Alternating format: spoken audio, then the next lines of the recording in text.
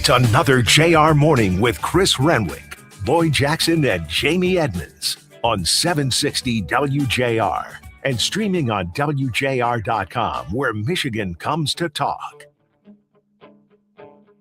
I'm proud to say that the auto industry is back and America is back, and it's pulling Detroit and Michigan along with it. That's the president yesterday at the Proving Grounds in Milford, and Mary Barr was there. Everybody. And welcomed him. Yeah. And look, all the Republicans were there. Mike Rogers, who we'll talk to later on in the show. John James was there. Yeah. Tim Walberg was there. Yeah. Mm-hmm. Lisa McClain was there. I mean, everybody was there. Yeah. And the president, it was funny. I was golfing yesterday after the show, and I look up, and the people I was golfing with, Jeff Marshall, our sales director, I think we looked up like, is that Air Force One? I think that's Air Force One. Yeah. But the president came in. He toured the facility. Mm-hmm. He said he thought this was the biggest piece of asphalt he's ever seen in one place, which I thought was kind of funny. I also liked the line that he said he's doing more for the workers of the automotive sector. He's done more for them than their parents. And he said, wherever your parents are, they've probably done a lot for you, but I've done more. I thought that was funny. It's Donald Trump riffing. It's absolutely ridiculous, but it's what he does. What he does. And he talked a lot about the automotive industry. Obviously, he talked a lot about what would have happened if he weren't elected. He thought that Biden or Kamala would be wonderful. You would have, Mary, I hate to say it, you wouldn't have an auto industry right now if they got elected. This is the stuff about Donald Trump, because there was a lot of substance that he brought yesterday. He talked about the tariffs on Chinese vehicles, on these Chinese EVs, that there are 100% tariffs on them, and they're not allowed in the United States because they don't want to pay the premium. Right. That these foreign automakers that were building trucks, that they were not building them in the United States, and so there was a tariff attached to them, which was making them more unaffordable. And as a result, we are seeing better sales in the truck segment for our automakers here. Yeah. And so there was some there, but I don't understand that.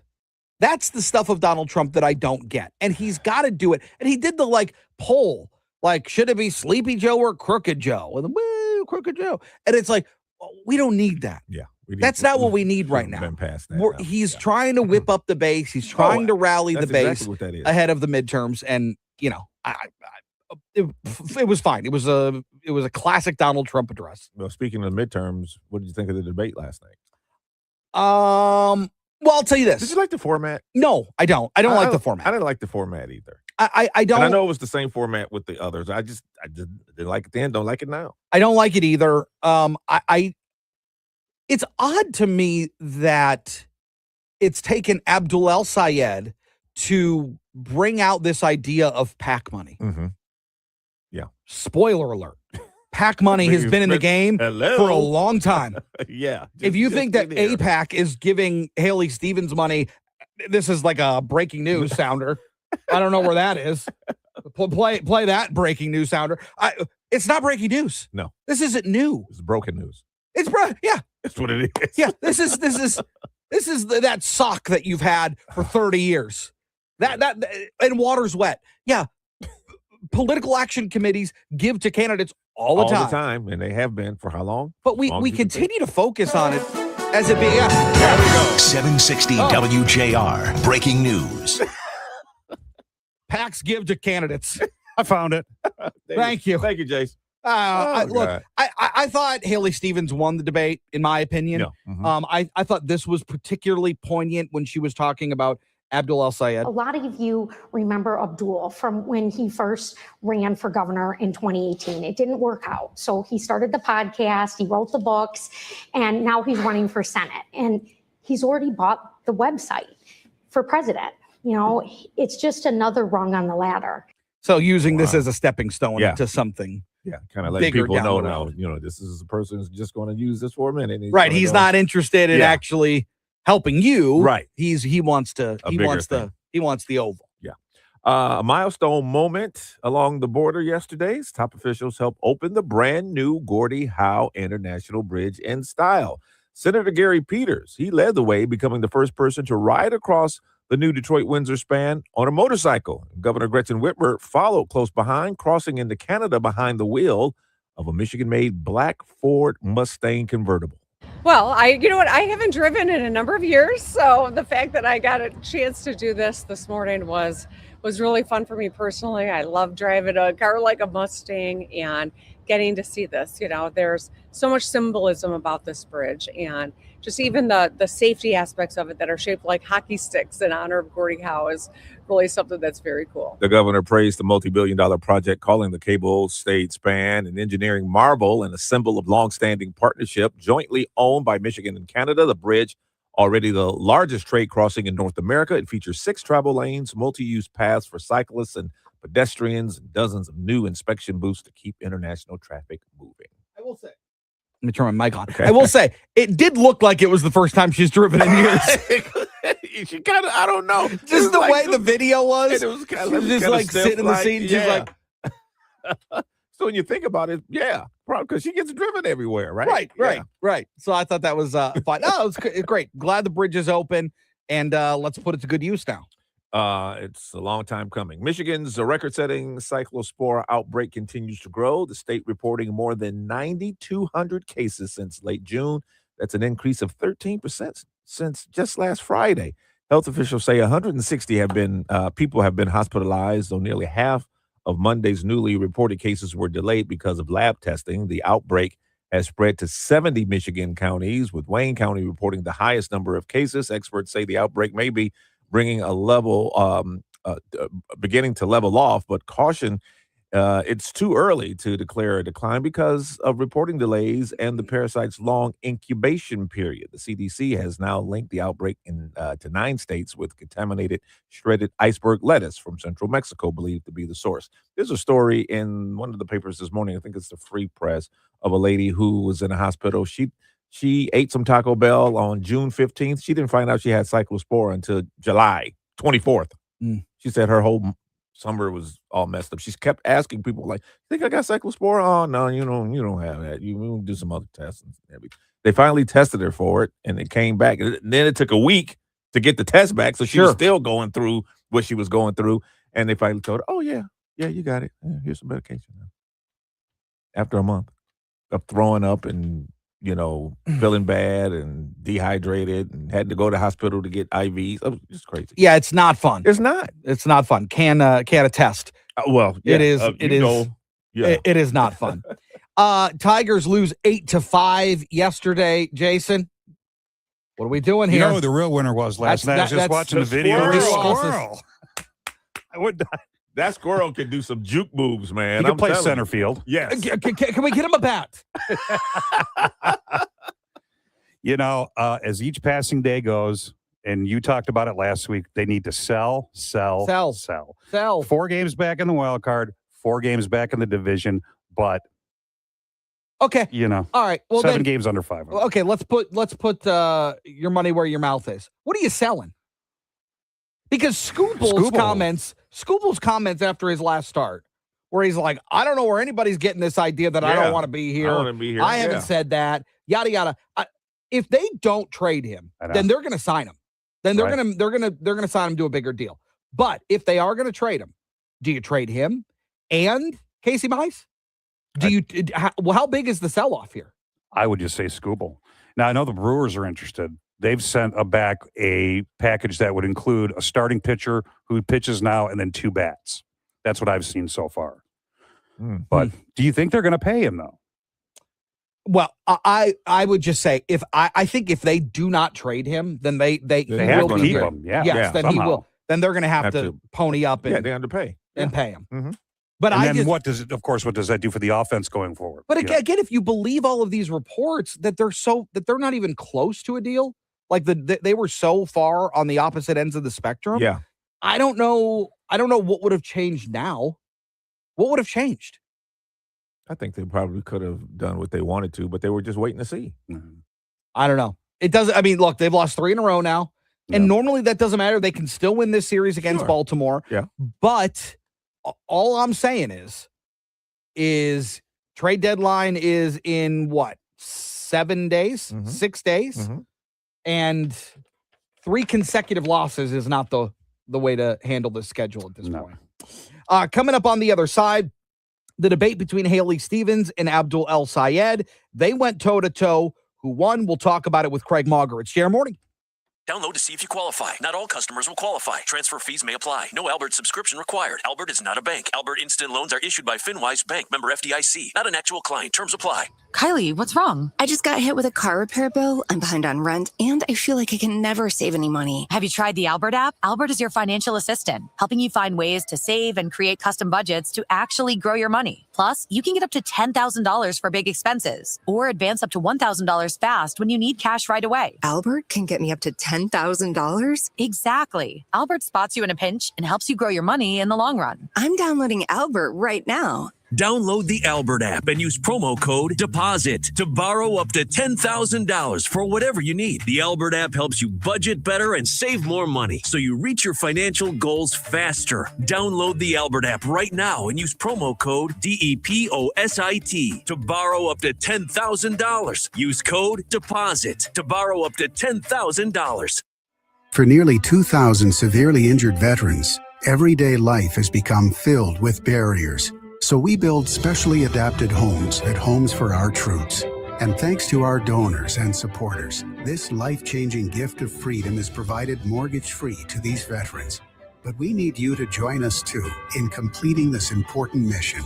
Please visit hfotusa.org and help build homes and rebuild lives. DQ presents Being a Miracle Maker. Making a difference in your community has never been easier because July 30th is Miracle Treat Day at DQ. You buy a blizzard tree at participating locations and DQ will donate $1 or more to Children's Miracle Network to benefit your local children's hospital. So on July 30th, buy a blizzard tree and be a miracle maker, a blizzard eating hero, doing their part on Miracle Treat Day. July 30th, DQ. Happy tastes good. Point. Hey, you okay? You don't normally miss those shots. Oh, I just haven't been as regular lately, and it's making me feel sluggish. You should try Metamucil. It's been a game changer for me. Metamucil's plant-based psyllium fiber helps trap and remove the waste that weighs you down. Ace, you're moving better than you were last week. Definitely. Metamucil keeps you moving. These statements have not been evaluated by the Food and Drug Administration. This product is not intended to diagnose, treat, cure, or prevent any disease. Learn more at metamucil.com. Listen for the SAE Ion Engineering every Monday morning on JR Morning. Ion Engineering is sponsored by CSP, the Composite Solutions Partner, an industry leader in lightweighting and advanced composites. Learn more at thecsp.com. Service didn't define their story, but it shaped their foundation. Hear inspirational stories about our veterans as they transition from military service to civilian life on The Veterans Blueprint. Sponsored by VetLife, Sundays at 6 a.m. on 760 WJR. The Dan Bongino Show. Folks, it's not my job to sit here and try to stir you up for clicks. I think I've been very level-headed. I've had to tell people a lot of things they didn't want to hear. So let me tie together into a bullet point storyline. This information warfare against your mind is very real. Be careful where you're getting your information. Do not gaff this off. I'm telling you, this is why I've been so passionate. This stuff is real. Now does it make sense? The Dan Bongino Show. Follow and listen on your favorite platform. WJR Traffic and Weather First. This report is sponsored by RockAuto.com. Oof, shocking time to lose a whole strut. Ugh, comedy is not your thing. But I do know that Rock Auto has what I need to fix it. With parts shipped right to your door. No kidding. All the parts your car will ever need, Rock Auto. No crashes on the roadways this Tuesday morning. Southbound Woodward between Normandy and 13 Mile. You're going to find 2 left lanes closed there till 11 a.m. this morning. Right lane is closed on southbound Gratiot between 94 and 13 Mile until tomorrow. Left lane closed on westbound 94 between Harper and Little Mac till 7 p.m. Friday. And that also includes northbound and southbound Gratiot near Topher. Now, WJR Weather First from the Weather Channel. Here's your forecast. We are climbing out of it now. Maybe a stray shower. Clouds hanging tough, though, with a breeze. Might get some sun in here this afternoon. That north breeze, though, ushering in some pretty comfortable air. 82. Tonight, clear, very comfortable and breezy. Waking up in the low 60s. That puts the suburbs, especially west and north, in the pleasant 50s. So great start, great finish to Wednesday. Sunshine, breezy 80. Thursday, Friday, mostly sunny, middle 80s. From the Weather Channel, I'm meteorologist Ray Stajic on 760 WJR, where Michigan comes to talk. I'm Kevin Dietz. Coming up on All Talk, we're talking about the president's visit to Michigan with State Senator Jim Runstad. We recapped the big debate between Haley Stevens and Abdul El Sayed in the race for U.S. Senate, and a special report from Bridge, Michigan reporters on the state of democracy. All Talk is 9 to noon. You can stream us anytime at WJR.com.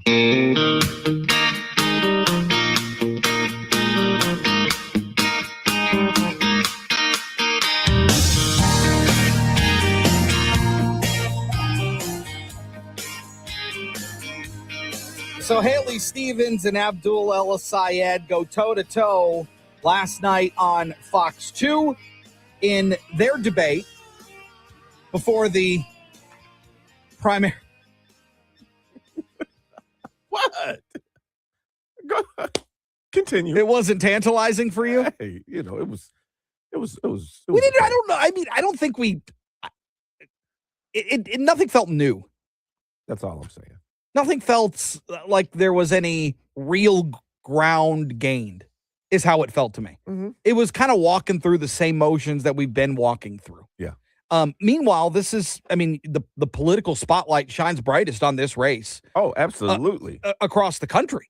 And the big money that's being spent on this race. Absolutely. Craig Mauger is the state politics reporter at the Detroit News and joins us. Craig, good morning.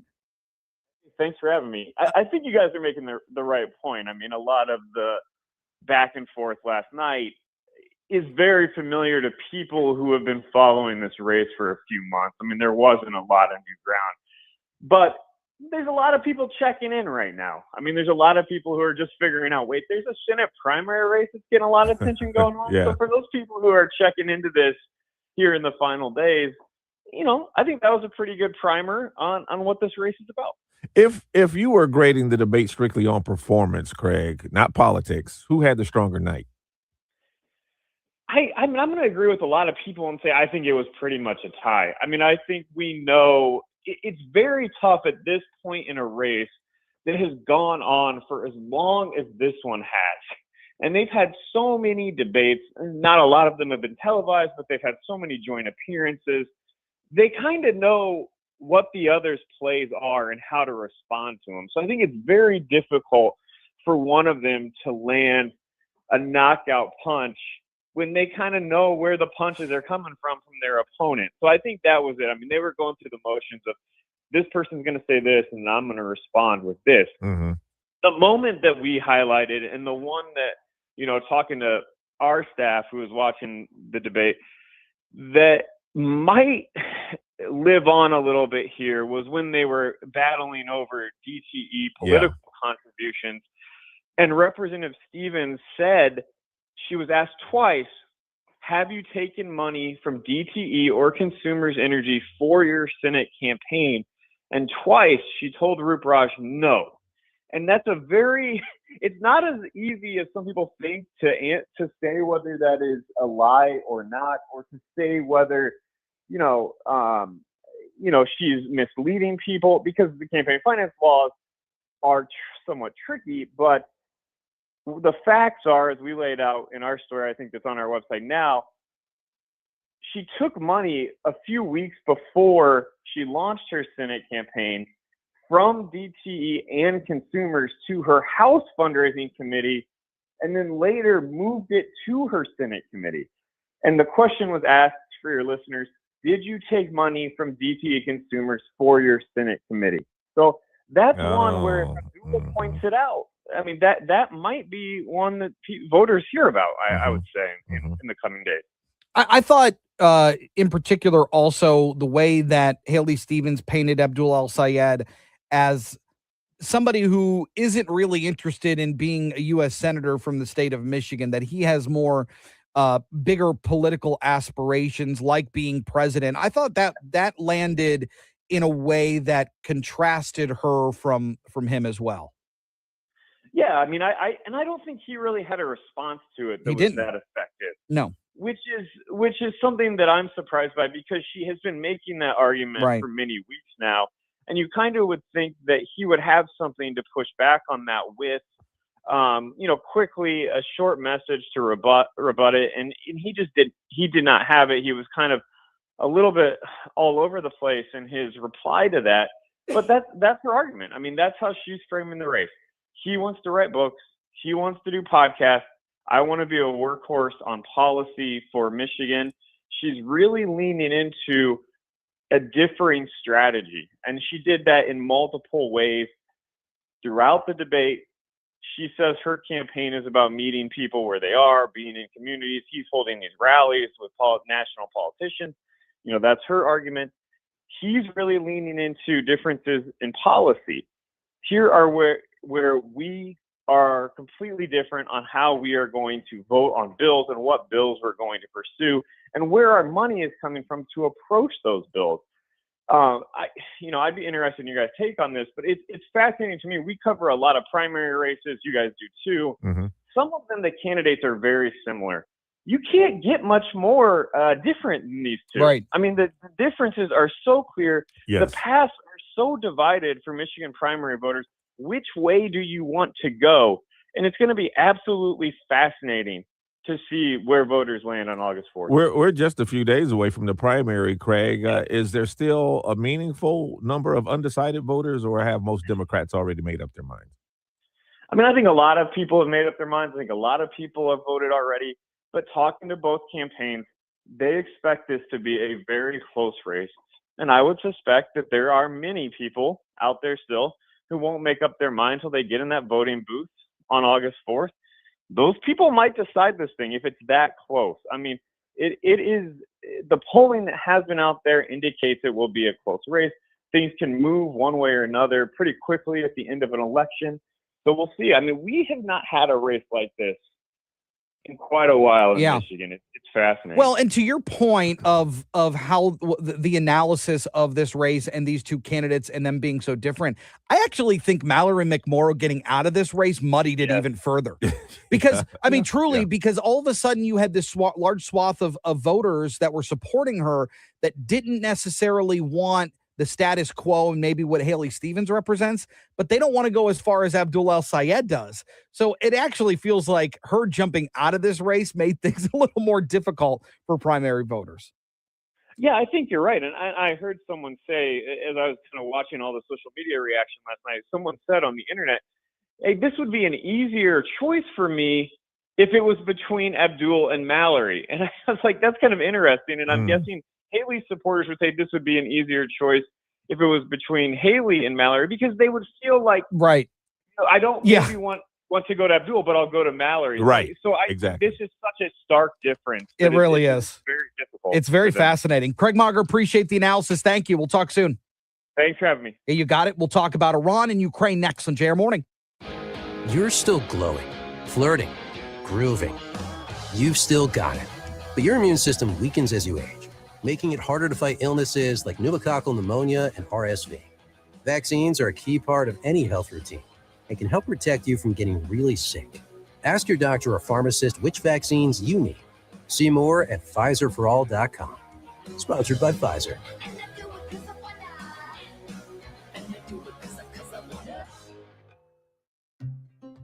When I hit my 50s, I felt like things were slowing down. This is Sandra's Metamucil story.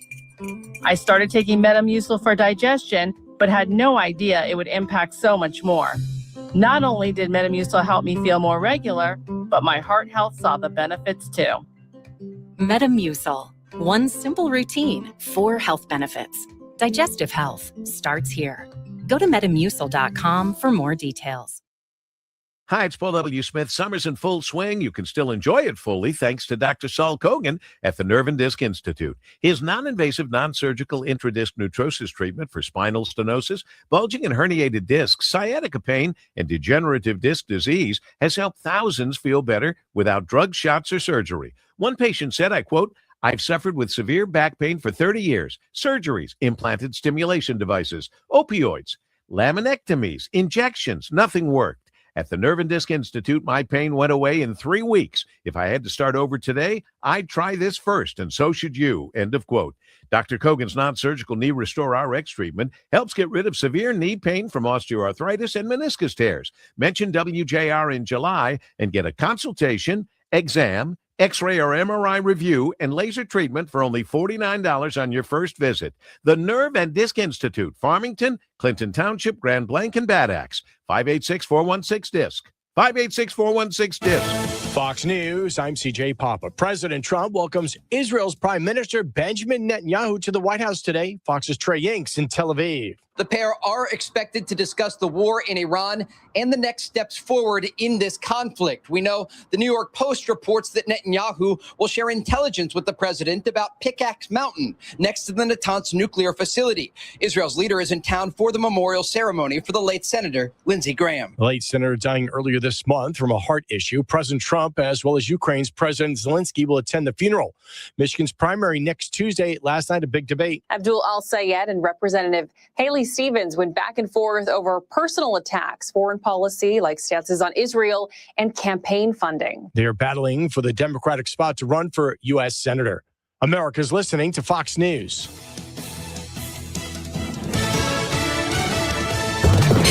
WJR traffic and weather first. This report is sponsored by RockAuto.com.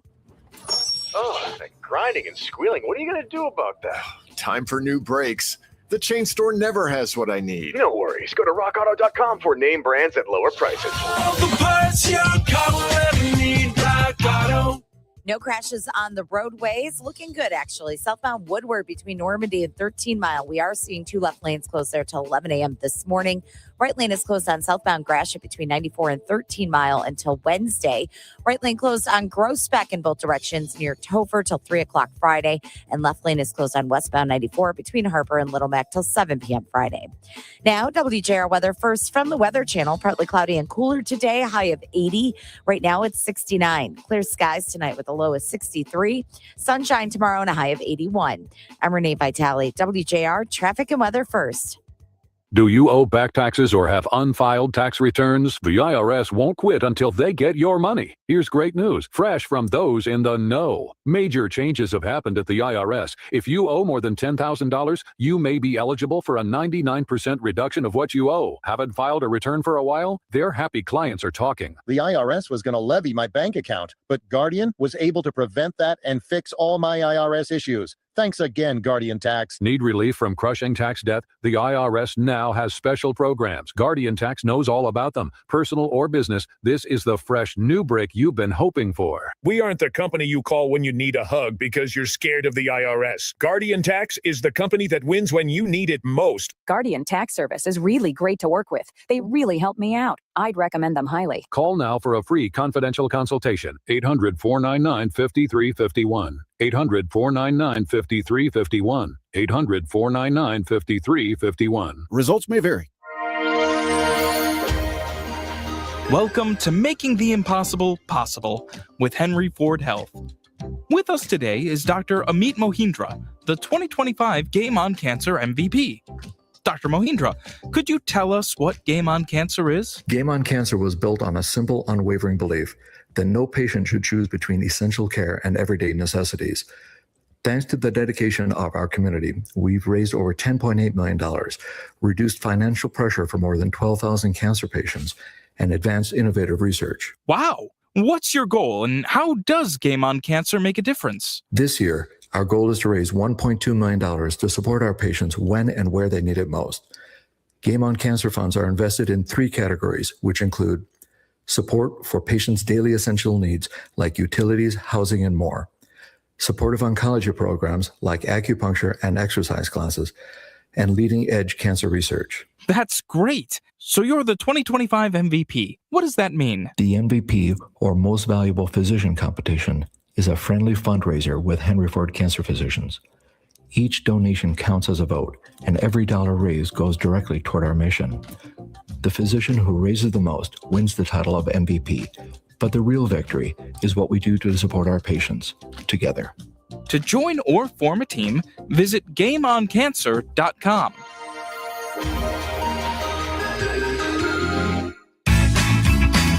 Keep your kiddos entertained and learning this summer at the Village of Rochester Hills. Bring your little ones to Festival Park on Wednesdays for free interactive music classes with Miss Kalisa. Plus, don't miss Bugs on Wheels on select Thursdays and Sundays, where kids can safely see, touch, and hold amazing live insects with the Bug Lady. Free family fun is waiting for you. Visit thevorh.com for dates and details.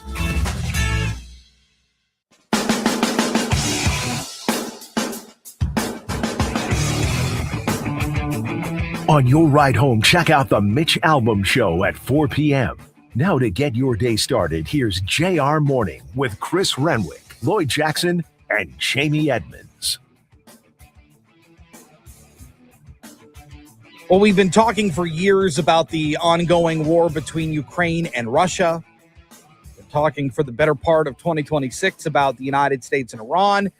And now these two situations are colliding in the Caspian Sea, and which has become one of the new battlegrounds or at least spotlights in this conflict between Iran and its adversaries, and the growing relationship between Tehran and Moscow, and how Ukraine is now playing a role in this. Let's talk about it with Jonathan Savage, the Fox News reporter and WJR contributor, joins us this morning. Jonathan, it's good to have you back. How are these two worlds colliding at this point? There are two ways, really. One, Iran allegedly helping Russia. The other, Russia allegedly helping Iran. But the big development over the last few days was Ukraine carrying out successful long-range strikes in the Caspian Sea, targeting not just a Russian warship, but an Iranian commercial vessel allegedly transporting military cargo for Russia. President Zelensky of Ukraine said the operation achieved very good results. Iran said that the attack caused an explosion on board one of their ships, killed one sailor, wounded another, and the foreign minister of Iran immediately declared this attack cannot go unanswered. You know, the Caspian Sea isn't an area most Americans associate with the Ukraine war. Why is that body of water so strategically important to both Russia and Iran? Yeah, we've normally talked a lot about the Black Sea because that is a sea which you could go out into the open ocean through Istanbul. It has borders with Ukraine and Russia. The Caspian Sea is it's really it's an enormous lake in some ways because it is landlocked, but it borders both Russia and Iran. So it's a method by which you can have direct links from Iran to Russia without having to pass through any countries over land. I'm curious to know about that threat or that warning issued by Tehran about this is something that can't go unanswered.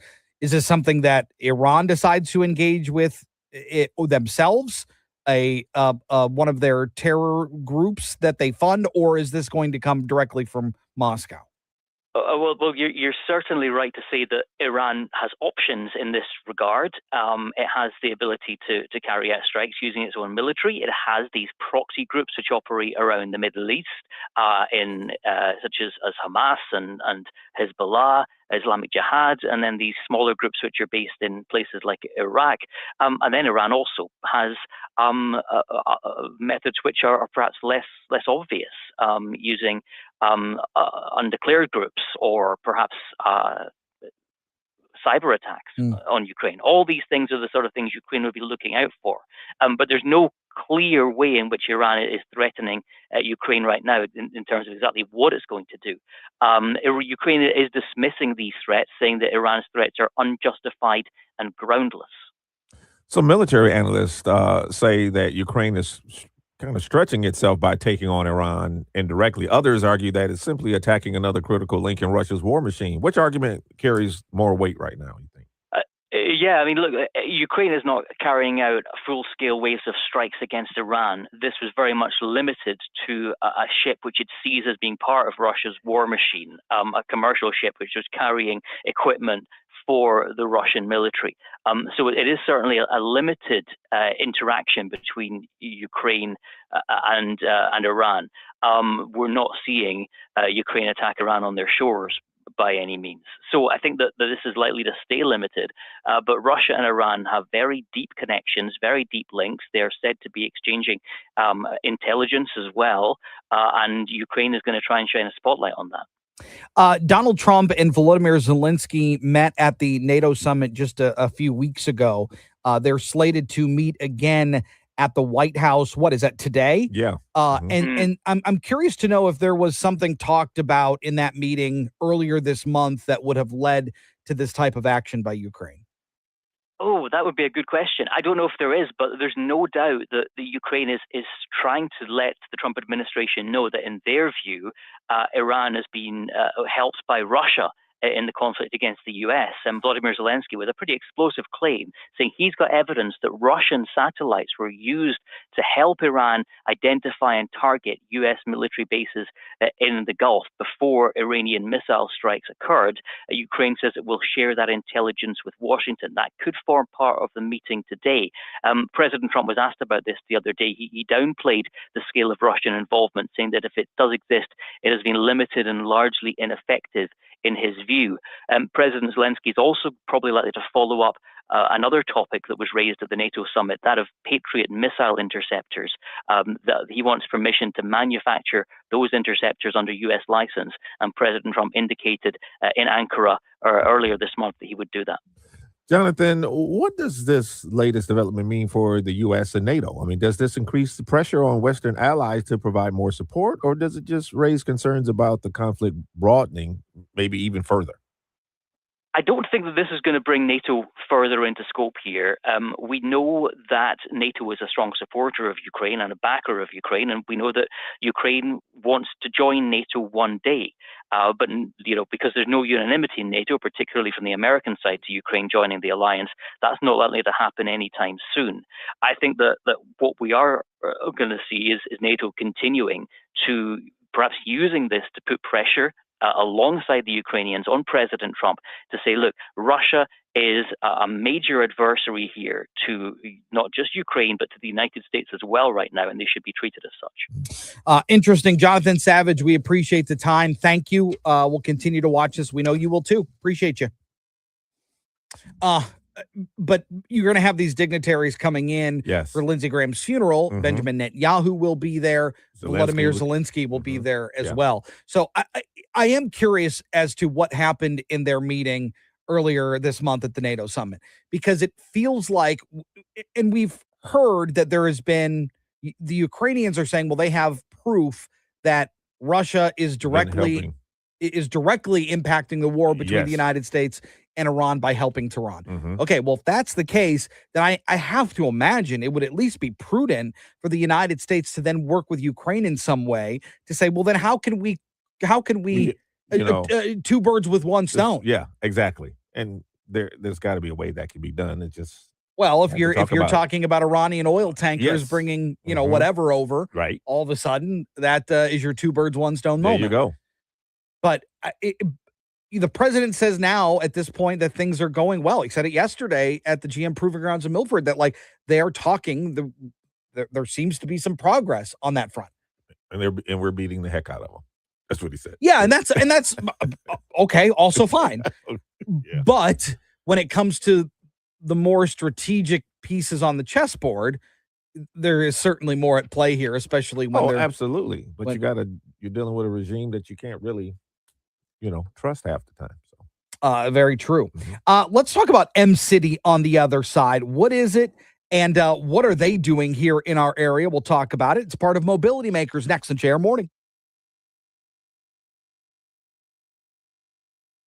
Hey, Jim Harper here. Like many of you, I got LASIK surgery back in the 80s, and recently I started having trouble seeing, and it turns out they never told us LASIK doesn't last forever. So now what? Glasses? I haven't worn glasses in years, and I'm as vain as the next person. But then I remembered Mariana and the staff at Direct Optical Optique and how great they were at finding cool frames that look good on me, because they are frame stylists. You can't get that on the web or a big box store, and nobody has a bigger selection of designer frames than Direct Optical Optique. And Mariana still knows everybody by name. She's still selling cool glasses, one pair at a time with a very personal touch. So If you wear glasses now or are wearing them again, you got to go to Direct Optical Optique and let them treat you like a star. They're the only ones who can do that. 2 great locations, Haggerty Road north of Maple and West Bloomfield, and in Canton on Ford Road next to IKEA. OptiqueDetroit.com on the web. I love days like these at the pool, but my moderate to severe plaque psoriasis can sometimes take me out of the moment. I'm ready to make a splash with clearer skin thanks to Skyrizi, risankizumab Riza. Skyrizi is a prescription-only injection for adults who are candidates for systemic or phototherapy. At 4 months, most people saw 90% clearer skin when measured from head to toe, and many were even 100% plaque-free. People also saw significant improvement in psoriasis symptoms of pain, redness, itching, and burning. Don't use if allergic to Skyrizi. Serious allergic reactions, increased infections, or lower ability to fight them may occur. Before treatment, get checked for infections and tuberculosis. Tell your doctor about any flu-like symptoms or vaccines. Now there's nothing on my skin thanks to Skyrizi, and that means everything. Ask your doctor about Skyrizi, the #1 dermatologist-prescribed biologic in psoriasis. Visit skyrizi.com or call 1-866-SKYRIZI to learn more. You will be facing major retirement decisions soon, and the math should drive every decision. And most people and professionals are using the wrong math. This explains why some families can safely withdraw 7 to 8% annually, while others struggle to spend 4%. Without understanding the math and the proper risk mitigation strategies, fear takes over, leading to undersaving, delayed retirement, spending far less than you could, and paying much more in taxes. Hi, I'm Kirk Cassidy, lead instructor for the Retirement Education Foundation and the co-host of the Retirement Education Hour, heard here Saturdays 6 a.m. and 1 p.m. To understand the correct math that should drive decisions around Social Security, lump sum versus pensions, RMDs, Roth conversions, and when you can retire plus more, attend our 8-hour, almost master's level retirement education course. We teach at major universities both in Michigan and Missouri. $29 tuition goes to charity. Go to refedu.org. That's refedu.org. Sponsored by the Retirement Education Foundation, a charitable program. Point. Hey, you okay? You don't normally miss those shots. Oh, I just haven't been as regular lately, and it's making me feel sluggish. You should try Metamucil. It's been a game changer for me. Metamucil's plant-based psyllium fiber helps trap and remove the waste that weighs you down. Ace, you're moving better than you were last week. Definitely. Metamucil keeps you moving. These statements have not been evaluated by the Food and Drug Administration. This product is not intended to diagnose, treat, cure, or prevent any disease. Learn more at metamucil.com. WJR Traffic and Weather First. This report is sponsored by RockAuto.com. Oh, that grinding and squealing. What are you going to do about that? Time for new brakes. The chain store never has what I need. No worries. Go to RockAuto.com for name brands at lower prices. All the parts your car will ever need, Rock Auto. One crash on the road slowing you down. That's on the Davison westbound at the Jeffries. A crash there taking up the right lane. Southbound Woodward between Normandy and 13 Mile. 2 left lanes closed till 11 o'clock this afternoon. Right lane closed on southbound Gratiot between 94 and 13 Mile until tomorrow. Now, WJR weather first from the Weather Channel. Here's your forecast. All right, good-looking weather now settling in behind the front, and as we continue to push on through the day, we'll continue to see what looks to be much quieter weather. Not much severe weather yesterday. A lot of it stayed well off to our west. Now we're looking at sunshine developing probably later today, low 80s with a gusty north breeze. Tonight, clear, breezy, and cool. Lows will be in the low 60s, 50s, suburbs. Sunshine, a north breeze, and 80 tomorrow, Thursday, Friday. Mostly sunny, high close to 85. From the Weather Channel, I'm meteorologist Ray Stagik on 760 WJR, where Michigan comes to talk. Call us or text us. The number's the same. 1-800-859-0957. 1-800-859-0WJR. Powered by Michigan Auto Law. Auto Accident Attorneys. Visit autolaw.com. That's autolaw.com.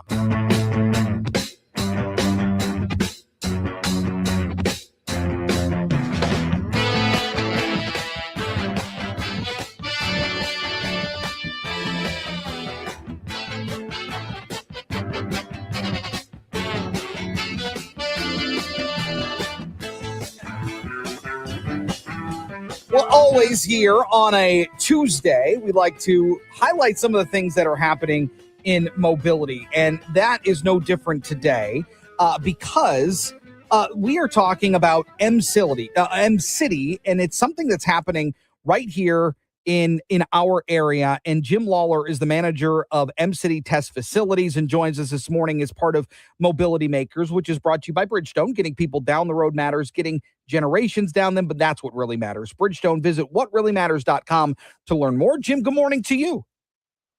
Good morning, sir. How are you? We are well. Let's talk a little bit about what you're doing at M-City.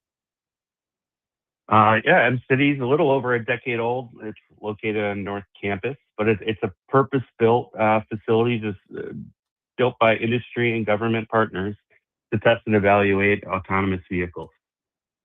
And when people hear autonomous vehicles, they immediately think of self-driving cars, but M-City is doing much more than that, isn't it? Yes, it is. About a year ago, with the support of the governor, we answered the president's EO on drone dominance and have kind of taken our expertise from autonomous vehicles and applied it to drones and advanced air mobility. Yeah. How has the mission changed over the last decade? Because we've seen incredible advancements over the last decade, particularly in AI technology. But even for you guys at the University of Michigan, how are things changing? I would say originally it was trying to find the technologies that would work, but I think we've come to the point now where, M-City, we strongly believe that autonomous vehicles need to be, verified and validated if they're going to share the roads with us. So we've been working pretty hard to establish the M-City Safety Assessment Program, which is like a driver's license test for autonomous vehicles. We're starting to hear that now from the federal government that there's a possible NPRM coming that would, kind of codify that, that autonomous vehicles do need to be verified and validated before they're on the roads with us. And we've been working really hard to find a way to do just that. I know your test track includes everything. It has intersections and roundabouts, railroad crossings, and building facades. Why is it so important to recreate this real world driving condition before these technologies even reach our neighborhoods? Kind of analogy I've heard is flying to the moon's easy, driving around the block a couple times is harder. The roads have to operate in a very, vehicles have to operate in a very complex environment. They have to share that space with humans. Sometimes we're not exactly predictable, if you will. So the test facility is designed to create the most realistic environment as possible, so that we can evaluate autonomous vehicles technology and assess whether or not it is or is not safe. And I do want to go back to something you talked about. You talked about being the leader in drone technology. How are you applying what you've learned at the ground level and going up and scaling upwards and using that next level for research and development? A lot of the same technology stacks that, control autonomous vehicles will also be controlling, on the ground, will also be controlling drones and AAM in the sky. Also the communication mediums, 5G and other radio communications are similar to what we've been using for autonomous vehicles for decades, now, and are going to be leveraged for aircraft flying in our national airspace. So, drones and advanced air mobility sharing the airspace, our national airspace. And AI is transforming transportation. How much of what happens at M-City today is really about kind of teaching AI how to make better decisions behind the wheel and in the air? I would say it's, we have created M-City 2.0 with the help from the National Science Foundation, created a digital twin of M-City that allows us to, the interplay with the physical space and the synthetic digital twin allows us to create testing environment that you just can't do anywhere else. Jim, no, go ahead. No, you can go. Well, no, I think it's fascinating what you guys are doing. And I think at the end of the day, the developments that are happening at M-City are going to pay huge dividends, not only to our region, but what we're going to see across the country, across the world. Yes. And we're so happy that it's all happening here and has been happening here for some time. Jim Lawler, we appreciate your time this morning talking about what you guys are doing. We'll talk again very soon. Awesome. Thank you. Have a great day. Yeah, you got it. You do the same. Pretty cool. Listen, man, I mean, the technology, it just, it gets better and better every day. I mean, this is another example. I do want to give you an update to a story we talked about yesterday. The Salamanca City Central School District, they announced that they were going to have this humanoid robot teacher. Yeah, exactly. They spent almost $60,000 on it. Right. Well, now they've walked back plans to introduce this. They're going to put this on hold. They say that ensuring the appropriate privacy protections are in place and incorporating input from our community are important parts of the process. We appreciate your patience and we'll share additional updates as they become available. But they are going to engage with the community and stakeholders on this front. Do you kind of think that maybe that should have been done before you spent $60,000? Well, Lloyd, I don't know about you, but I saying. always like to spend $60,000 without ever doing any legwork or due diligence to make sure, it's I'm like asking for a friend. It's like buying a vehicle when you don't have a drive. I don't know. Like, it's just, you're just like, we'll just do this and we'll figure it out on the other end. Yeah. And we're dealing with kids and their education here. And teachers that are now pretty upset. Absolutely. Because they feel like they've been slighted and turned aside because of a robot. Yeah, I just would have thought they would have figured all that out before the big splash of we're going to get these teachers, these robot teachers. Yeah, the union president there, our students don't need robots. They need real relationships with caring adults. Educators notice when students are struggling, celebrate when they succeed, and help them discover who they can become. No robot can do that, no matter how lifelike this or regional specific accent these robots have. They can't achieve that level of connection with students, which I think is probably true, at least in the now. Yeah, I remember going to counselors, when you're in school and you would go see your counselor and your counselor would talk to you about what you want to do, but they kind of knew you and knew your family and knew your background, and it's different, to me. Now maybe you could program a robot to do all that stuff, but it's just I don't know. It's just not the same. I don't know. I don't think a robot could quite yell at me like when my math teacher in high school would yell at me for falling asleep in class. You know what I mean? Yeah. There's just the level of human interaction there that I think you need. Yeah. Hood up, head down. Oh, definitely. My teacher took a picture of me sleeping in class with the, the drool, and then put it up on the showcase during parent-teacher conference. Yeah. You can't have Sally like, Lloyd, please wake up. No, that's not going to happen. That's not going to do anything. This is not the time to sleep. I don't think that works. 7 o'clock hour coming up. It's JR Morning. While no one knows what tomorrow may bring, Bridgestone is working toward a more positive outlook with innovations like developing a tire using 75% recycled and renewable materials. It's just one of the many ways Bridgestone is making a difference today for generations to come, because that's what really matters. Bridgestone, solutions for your journey. Visit whatreallymatters.com to learn more. Download to see if you qualify. Not all customers will qualify. Transfer fees may apply. No Albert subscription required. Albert is not a bank. Albert Instant Loans are issued by FinWise Bank, member FDIC. Not an actual client. Terms apply. Kylie, what's wrong? I just got hit with a car repair bill. I'm behind on rent, and I feel like I can never save any money. Have you tried the Albert app? Albert is your financial assistant, helping you find ways to save and create custom budgets to actually grow your money. Plus, you can get up to $10,000 for big expenses, or advance up to $1,000 fast when you need cash right away. Albert can get me up to $10,000? Exactly. Albert spots you in a pinch and helps you grow your money in the long run. I'm downloading Albert right now. Download the Albert app and use promo code DEPOSIT to borrow up to $10,000 for whatever you need. The Albert app helps you budget better and save more money so you reach your financial goals faster. Download the Albert app right now and use promo code DEPOSIT to borrow up to $10,000. Use code DEPOSIT to borrow up to $10,000. At Average Amy's Coffee Corner, our coffee has caffeine, our muffins are cooked, and our services, well, we're here. Come on by for an average cup of joe. Average doesn't build great businesses.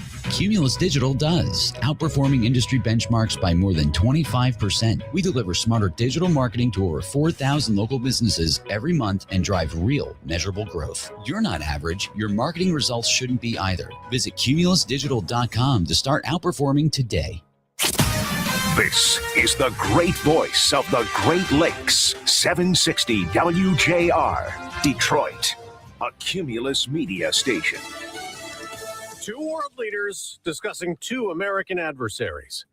I'm Dave Anthony, Fox News. That's what'll happen this morning at the White House, where Ukraine's President Volodymyr Zelensky will go first and not just talk about the war with Russia. Fox's Jennifer Griffin reports. Zelensky says he will share evidence with President Trump. Russia is providing Iran satellite imagery of U.S. bases in the Middle East, helping Iran target U.S. troops. And that Iran conflict will also be a big topic when Israel's Prime Minister Benjamin Netanyahu sits down with the president after a fourth straight night without bombing following 13 days of U.S. attacks. Fox's Trey Yanks monitoring from Tel Aviv. Reports indicate Oman presented a proposal to Iran that would open the Strait of Hormuz. From July 24th to the 26th, 29 vessels passed through this critical waterway, according to international shipping data. President Trump indicated you can't bribe Iran to keep the strait open. No, you can't bribe them. You got to beat them, and we're beating the hell out of them. But we'll see how it turns out. Well, that was the president at a rally in Michigan. Later today, he'll speak at Lindsey Graham's funeral. The casket carrying the late Senator Lindsey Graham will be brought into the Capitol Rotunda for a ceremony. This morning, congressional leaders are expected to speak.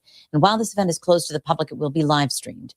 He will then be taken to the National Cathedral for a ceremony there at 2 o'clock. That's Fox's Jessica Rosenthal. Zelensky and Netanyahu will attend that service. And later this evening, Zelensky will meet with senators to discuss Ukraine's battle against Russia. And Fox's Chad Pergram reports from the Capitol. To honor Graham, the Senate will take a test vote tonight on a Russia sanctions bill. Graham secured a deal on sanctions just before he died. We've got Russia down, and we're choking. That is Republican Senator John Kennedy. Now, last night, senators gave preliminary approval for Jay Clayton to be the next director of national intelligence. That will set up a final confirmation vote for the Trump nominee later this week. America's listening to Fox News. WJR traffic and weather first. This report is sponsored by Blindster.com. Hi, I'm Kyle at Blindster.com. Tired of overpriced blinds? Blindster makes custom blinds simple and affordable. You measure at home, install yourself, and save big. No retail store markups, just custom blinds guaranteed to fit. Blindster.com. That crash on the Davison westbound at the Jeffries has just cleared. However, traffic's still a little slow as you approach that area. Southbound Woodward between Normandy and 13 Mile, 2 left lanes closed for construction till 11 o'clock this afternoon. Right lane closed on southbound Gratiot between 94 and 13 Mile until tomorrow. Also, right lane closed on Groesbeck in both directions near Topher. That's in place until 3 p.m. on Friday. Now, WJR weather first from the Weather Channel. Partly cloudy and cooler today, a high of 80. Right now it's 69. Clear skies tonight and a low of 63. Sunshine for tomorrow with a high of 81. I'm Renee Vitale, WJR traffic and weather first.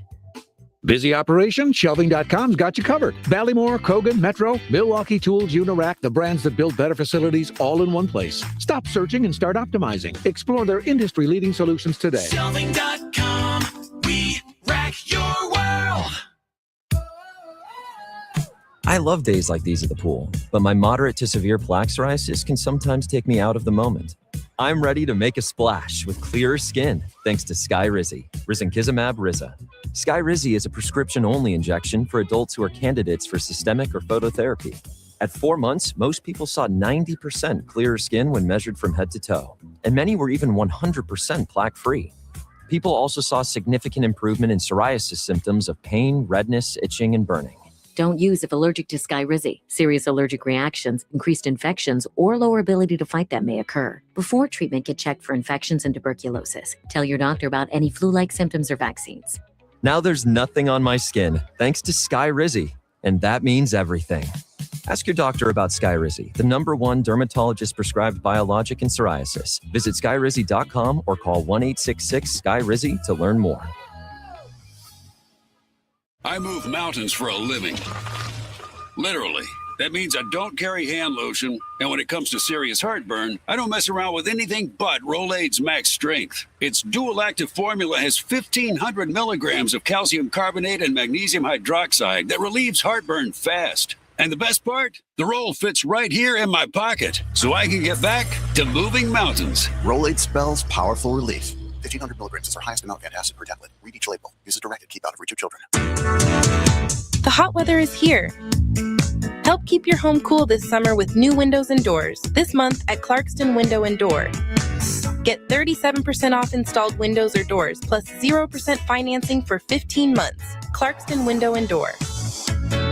Book your free no-obligation consultation today at clarkstonwindow.com. We sell, we install. That's right, we do it all. Clarkston Window and Door.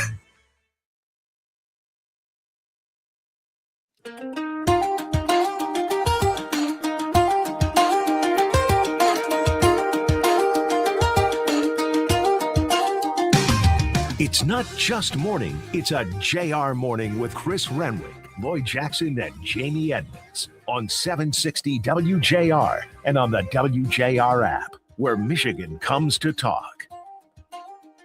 7 o'clock hour here on a Tuesday. And the president in town yesterday. He spoke at length, a little over an hour, I think it was. Yeah. Mm-hmm. And he talked a lot about the auto industry. He was at the GM Proving Grounds in Milford, so he talked a lot about that. And all the major Republican players were on the stage. John James and Mike Rogers, obviously, those two endorsees of Donald Trump. John James says that he wants to bring investments back to Michigan while addressing the folks at the Proving Grounds. The president, because he's the best deal maker the planet has ever known, President Donald Trump, has got $19 trillion of investment back in the United States of America. But because of the failed policies of Gretchen Whitmer, a lot of that investment is not coming back here. We're working with you, Mr. President. We're going to make sure that we have an environment where we can bring that investment back to the state of Michigan to create jobs right here for the best auto workers in the world. So obviously it was a way to highlight some of the economic wins for the president. It was a way for him to talk about some of the manufacturing, the investments that have been undergoing, that are still ongoing from our big three here in the United States of America. And it was also a way to rally the troops. It was also a way to whip up the vote ahead of the primary next week.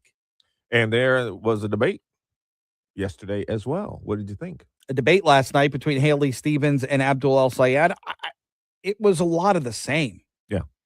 Did you learn anything new that you didn't already know? No, not particularly. And here's the thing is, like, you listen to us every day, and the reason you listen to us is because you're tuned in and you're dialed in more than most people.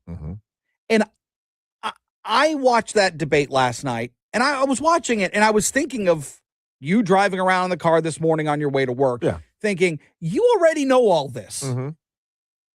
But what did you learn last night that was out of the ordinary, something new, something different? I looked at it from that vantage point, and I didn't find much. Well, for the people who are tuned in and who, really know what's going on, they probably didn't learn very much. But for those who are just now checking in because they've been traveling, they've been doing other things, not really paying attention, and they're like, okay, let's see what's going on here. This was the last debate, I think, between them before the primary. Maybe they did learn something. I guess. I just feel like those people are kind of on the fringe anyway. Like, you're going to vote on the whim. Yeah. You're not going to dig into the issues. You're not going to dig into the I think most people that are listening to this show or that listen to this station are tuned in. Oh, absolutely. They're dialed in. 100%. But to your point, there are a lot of people out there that are just woo. Yeah. They're out there doing whatever they got to do. So Look, I get it. I don't know the background of these guys, but I'm going to watch this debate and let me see. Oh, I think this person did better than that person. So that's who I'm voting for. And I don't fault people for that. You got lives, you got bills to pay, you got a job and families and all those things. So I get it. But I think for a lot of the people that are dialed in, it felt like a lot of the same.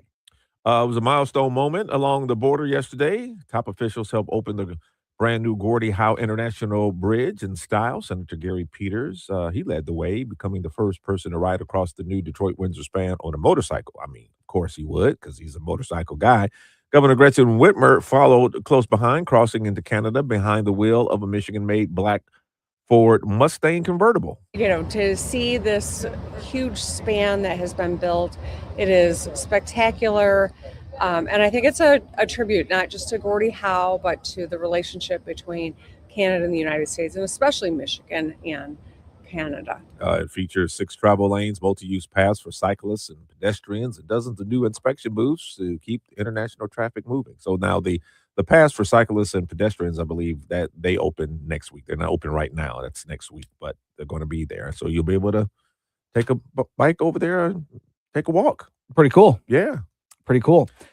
Oh, Cyclospora, your friend. My friend.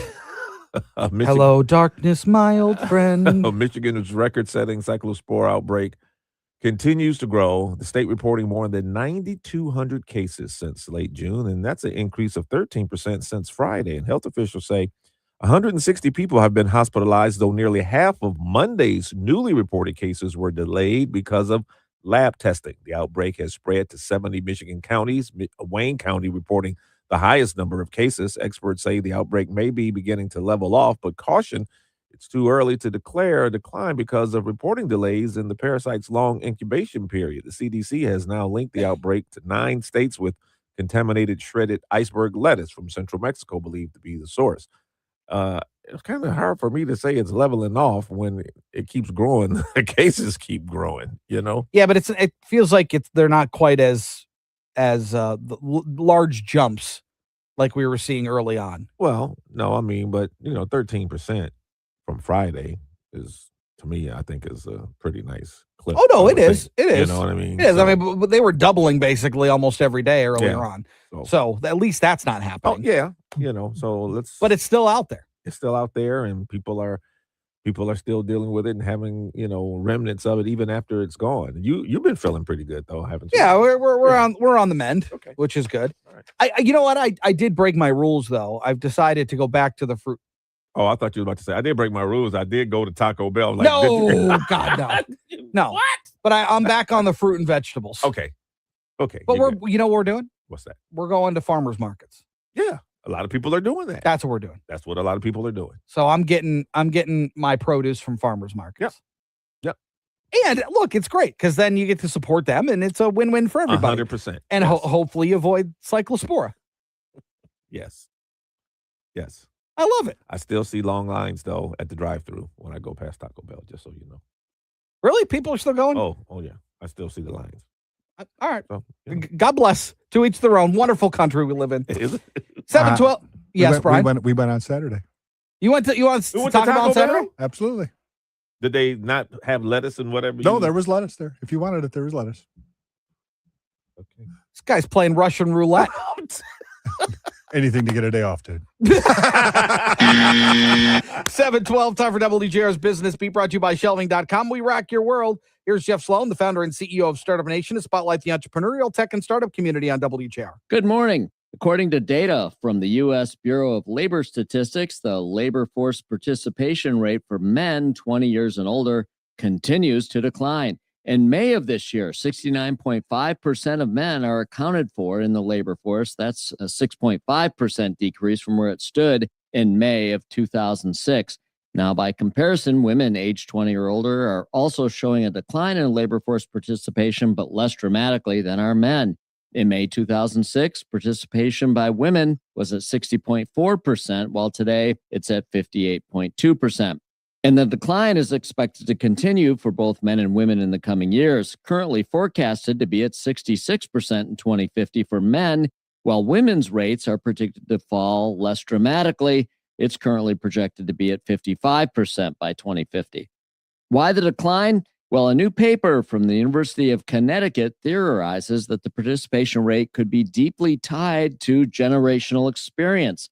Economists Remy Levin and Daniela Vidart noted that men's beliefs about work are shaped particularly during childhood.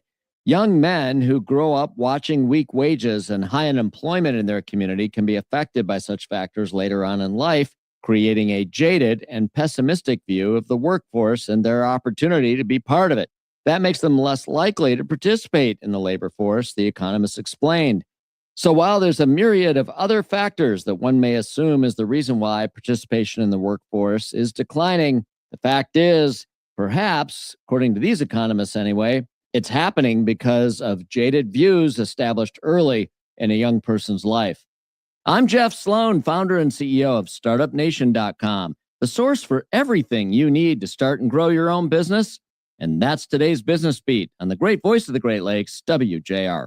Busy operation? Shelving.com's got you covered. Ballymore, Kogan, Metro, Milwaukee Tools, Unirac, the brands that build better facilities all in one place. Stop searching and start optimizing. Explore their industry-leading solutions today. Shelving.com, we rack your world. Stop your grinding with Brooks Night Guard. Are you waking up in the morning with a sore jaw, headaches, ringing in your ears, all because you're grinding and clenching your teeth at night? That's exactly what was going on with me. I ended up going to a dentist, and he wants to charge over $600 for a night guard. That's when I found the Brooks Night Guard. You mold it at home to the top or bottom teeth. Other mouth guards go all the way to the back, which allows the back teeth to touch. This is where most of the grinding and clenching occurs. The Brooks Night Guard redirects the bite force away from the back teeth, reducing jaw pain while still protecting the teeth. This unique design is what makes Brooks Night Guard different from all other traditional grind guards. Order your Brooks Night Guard today and get 10% off plus free shipping. Go to brooksnightguard.com and enter the code BRUX91. That's BRUX91. Stop your grinding with Brooks Night Guard. I'm John James. A few years ago, they called me a fearmonger when I warned about socialism and communism on the rise. Well, here we are. Socialist radicals are taking over the Democrat Party you used to know. And Michigan is ground zero. Now our healthcare is unaffordable. They're twisting the minds of our children, letting illegals vote and steal our Medicaid. They sympathize with terrorists. They say the most important thing they can do is take America down from within. As a West Point graduate and a former U.S. Army captain, I have a word for that: treason. Socialism's not just on our doorstep, it's inside the house. Republicans need a strong, tested leader who will first kneel and pray, and then stand and fight for Michigan and for our republic. I'm John James. I fought evil abroad with an Apache helicopter so we wouldn't have to fight it here. But now that it's come, we will put on the full armor of God and defeat it right here in Michigan, together. Paid for by John James for MI. The IRS finally caught up with Louie. I hadn't paid my taxes in 8 years. I owe the IRS a lot of money. Louie was in deep trouble. We're going to take your house, put a lien on your bank account, garnish your pay. They don't care. They're going to take your paycheck. Louie found out about Optima Tax Relief, the leading tax resolution firm. A+ rated by the Better Business Bureau, they've resolved over $3 billion for their clients. Optima Tax, they help me. They calm me down. They make me feel comfortable, and I trust them. Louie has a lot to be thankful for. I don't owe the IRS anymore, and I'm able to live a comfortable life, a lot better life. It was because of Optima Tax. For tax help you can trust, call Optima now for a free consultation. Take it from Louie. If you owe the IRS, don't go it alone. Give Optima Tax a call. They can help you. Call 800-343-6460. 800-343-6460. 800-343-6460. Optima Tax Relief. Testimonial from an actual client. Some restrictions apply. For complete details, please visit OptimaTaxRelief.com. WJR Traffic and Weather First. This report is sponsored by Blindster.com. Hi, I'm Kyle at Blindster.com. Tired of overpriced blinds? Blindster makes custom blinds simple and affordable. You measure at home, install yourself, and save big. No retail store markups, just custom blinds guaranteed to fit. Blindster.com. Currently accident-free on the roads. A few construction notes. Southbound Woodward between Normandy and 13 Mile. 2 left lanes are closed there till 11 a.m. this morning. Right lane closed on southbound Gratiot between 94 and 13 Mile till tomorrow. Also right lane closed on Groesbeck in both directions near Topher till 3 p.m. Friday. Left lane is closed on westbound 94 between Harper and Little Mac. That's in place until 7 p.m. Friday. That's causing backups to North River Road. Now, WJR Weather First from the Weather Channel. Here's your forecast. Overcast is sticking around this morning. I'm going to leave the shower threat out. Most of those look like they've now sailed off to the east and south. Maybe some late sun today, breezy 82. Tonight, clear, very nice. Overnight, we're dropping to the low 60s. That puts some of our suburbs in the 50s. And it's a comfortable air mass, too, with a north breeze around. A light north breeze tomorrow with sunshine near 80. Thursday, sunshine 85. Friday, sunny 85. From the Weather Channel, I'm meteorologist Ray Stidgick, 760 WJR, where Michigan comes to talk. Hi, it's Paul W. Smith. Join us Tuesday in Focus, noon to 2. Dean Champagne, a voice from the past, with his new book, Captain Mike Bouchard, and his visit with President Trump. And opinions on the great debate between El Sayed and Congresswoman Haley Stevens. Oh, this just in, the world's first interview with Jimothy the Raccoon, all coming up in Focus on WJR.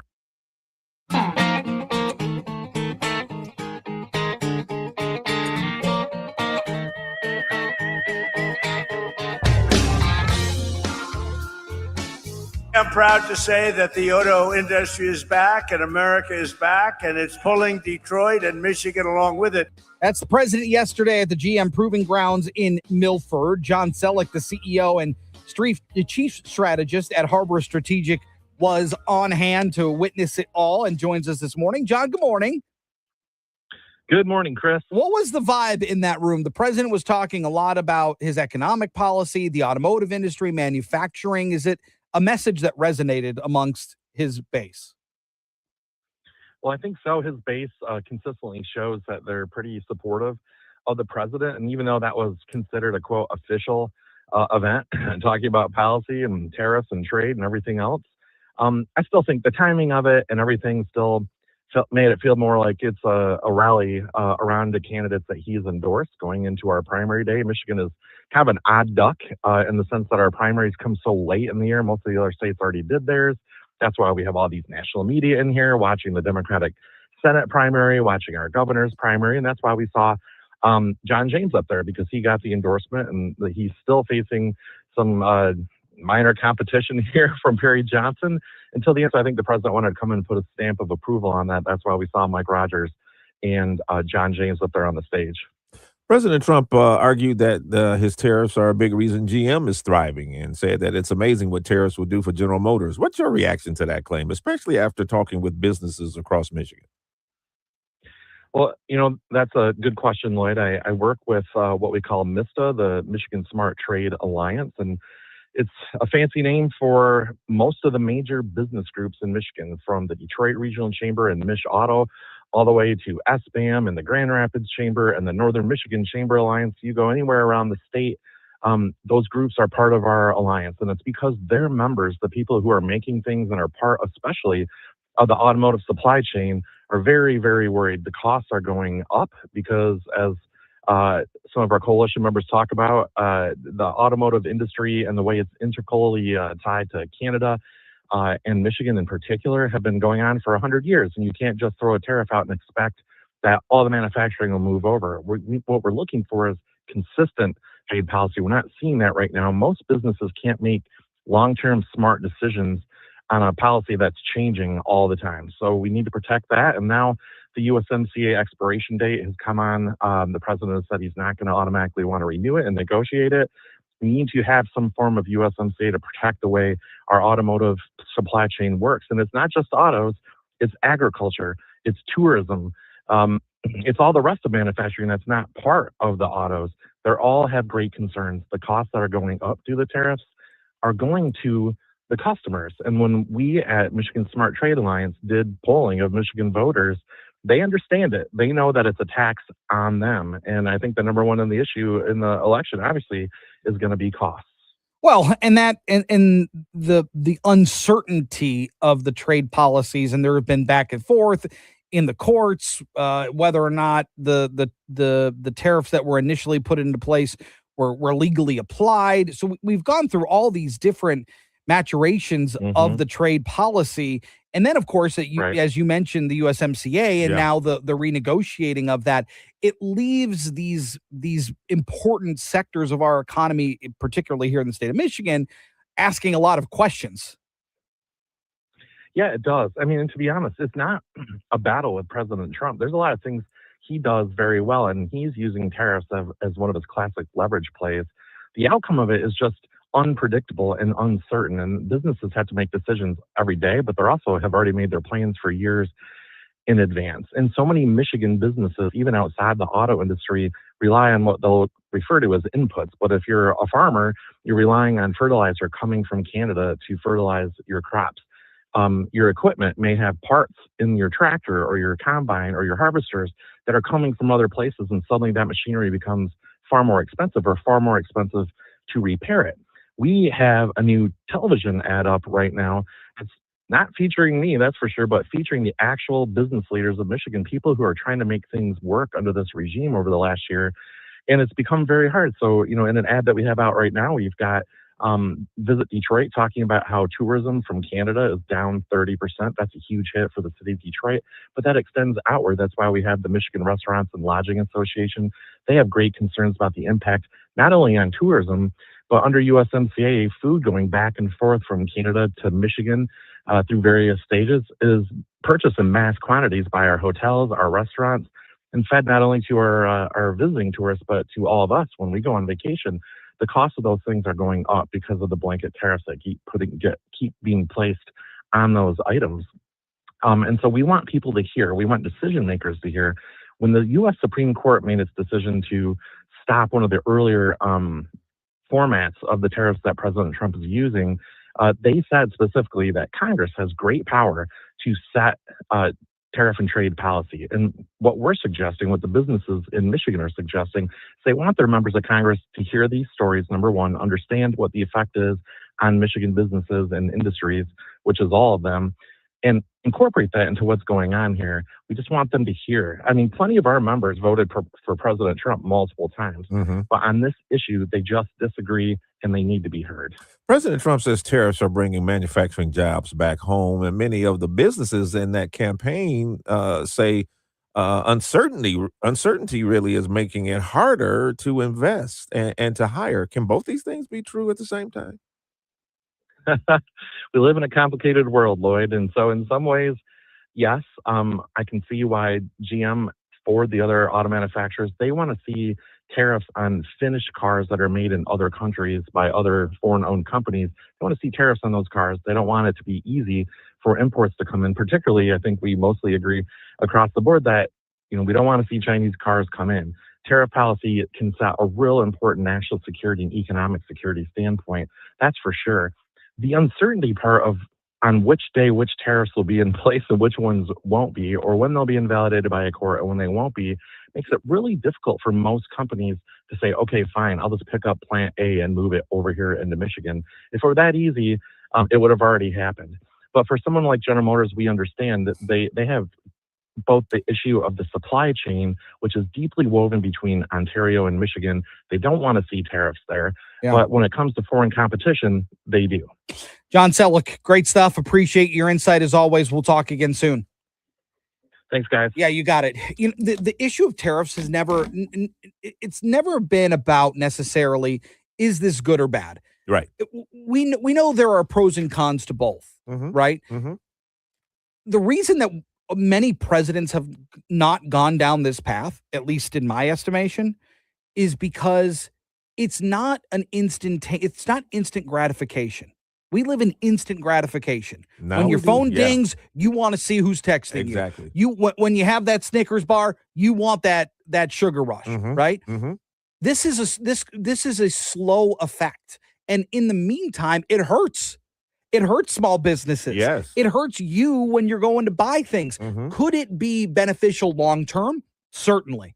Absolutely it could.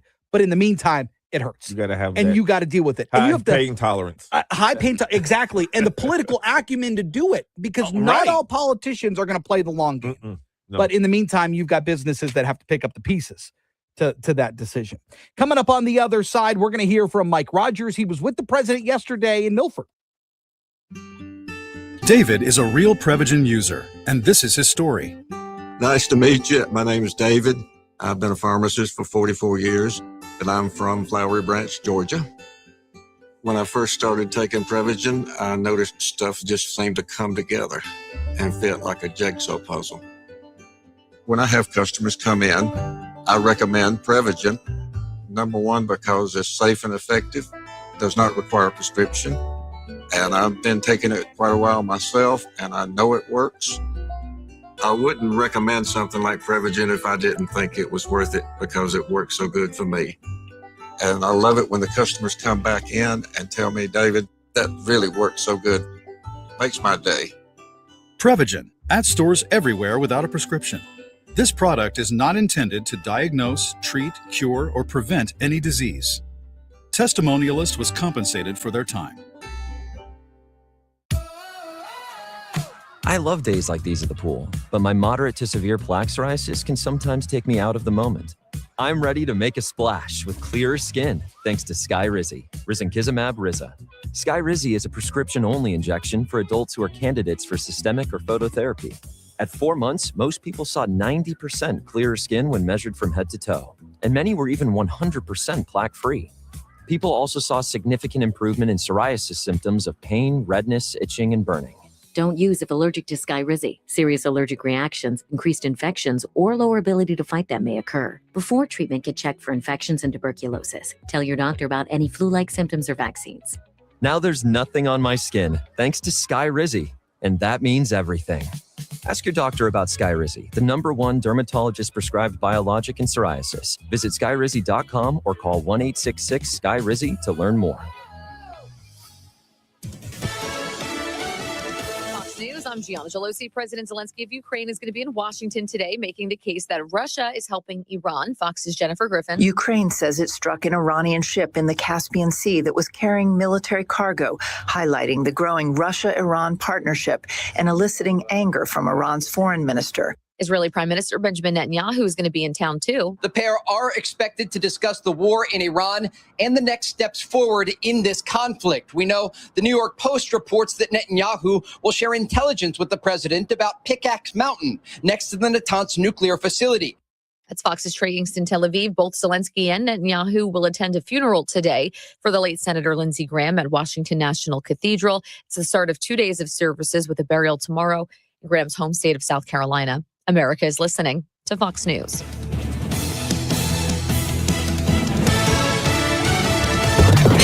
WJR Traffic and Weather First. This report is sponsored by Blindster.com. Hi, I'm Kyle at Blindster.com. Tired of overpriced blinds? Blindster makes custom blinds simple and affordable. You measure at home, install yourself, and save big. No retail store markups, just custom blinds guaranteed to fit. Blindster.com. Southbound Woodward between Normandy and 13 Mile. You're going to find 2 left lanes closed for construction till 11 a.m. this morning. Right lane closed on southbound Gratiot between 94 and 13 Mile. That project is in place until tomorrow. Right lane closed on Grossback in both directions near Topher till 3 p.m. on Friday. Now, WJR weather first from the Weather Channel. Partly cloudy and cooler today, a high of 80. Right now it's 69. Clear skies tonight with a low of 63. Sunshine tomorrow, a high of 81. I'm Renee Vitale, WJR Traffic and Weather First. Hey there, JR listeners. Chris Alberta from Principium. Look, I have an urgent message for you today about your retirement. I don't care if you already retired, you're a few months away, or you're a few years away. You're going to be unemployed soon. And you probably don't have a pension because you are your pension. Recent all-time highs in the market. Look, you're at the top of the mountain. And now we're in an Iranian conflict. AI might replace your job. And like it or not, you could be retired as long as you were working. But despite all that, it's the best time I have ever seen in my career to build you a retirement plan.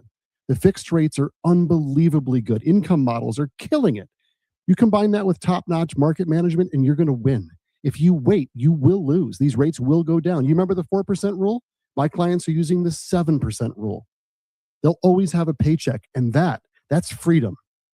Don't wait. Call me now. 888-800-8949. Call me, Chris Alberta, 888-800-8949. Here's the deal. The government is over $38 trillion in debt, which means the IRS isn't slowing down. And the tax code is complex and unforgiving. So it's not surprising if you're one of the millions of Americans that owe back taxes to the IRS. Unfortunately, they're the world's most powerful collection agency, with the ability to garnish your wages, seize your bank accounts, and even take your home or business. But don't be stressed or worried any longer. We're Optima Tax Relief, America's most trusted tax resolution firm. We have resolved over $3 billion in tax debt for our clients. Our award-winning professionals deal with the IRS every single day, protecting our clients and preparing them for the best possible resolution. For tax help you need, for tax help you can trust, give Optima a call today. Call 800-896-8155. 800-896-8155. 800-896-8155. Optima Tax Relief.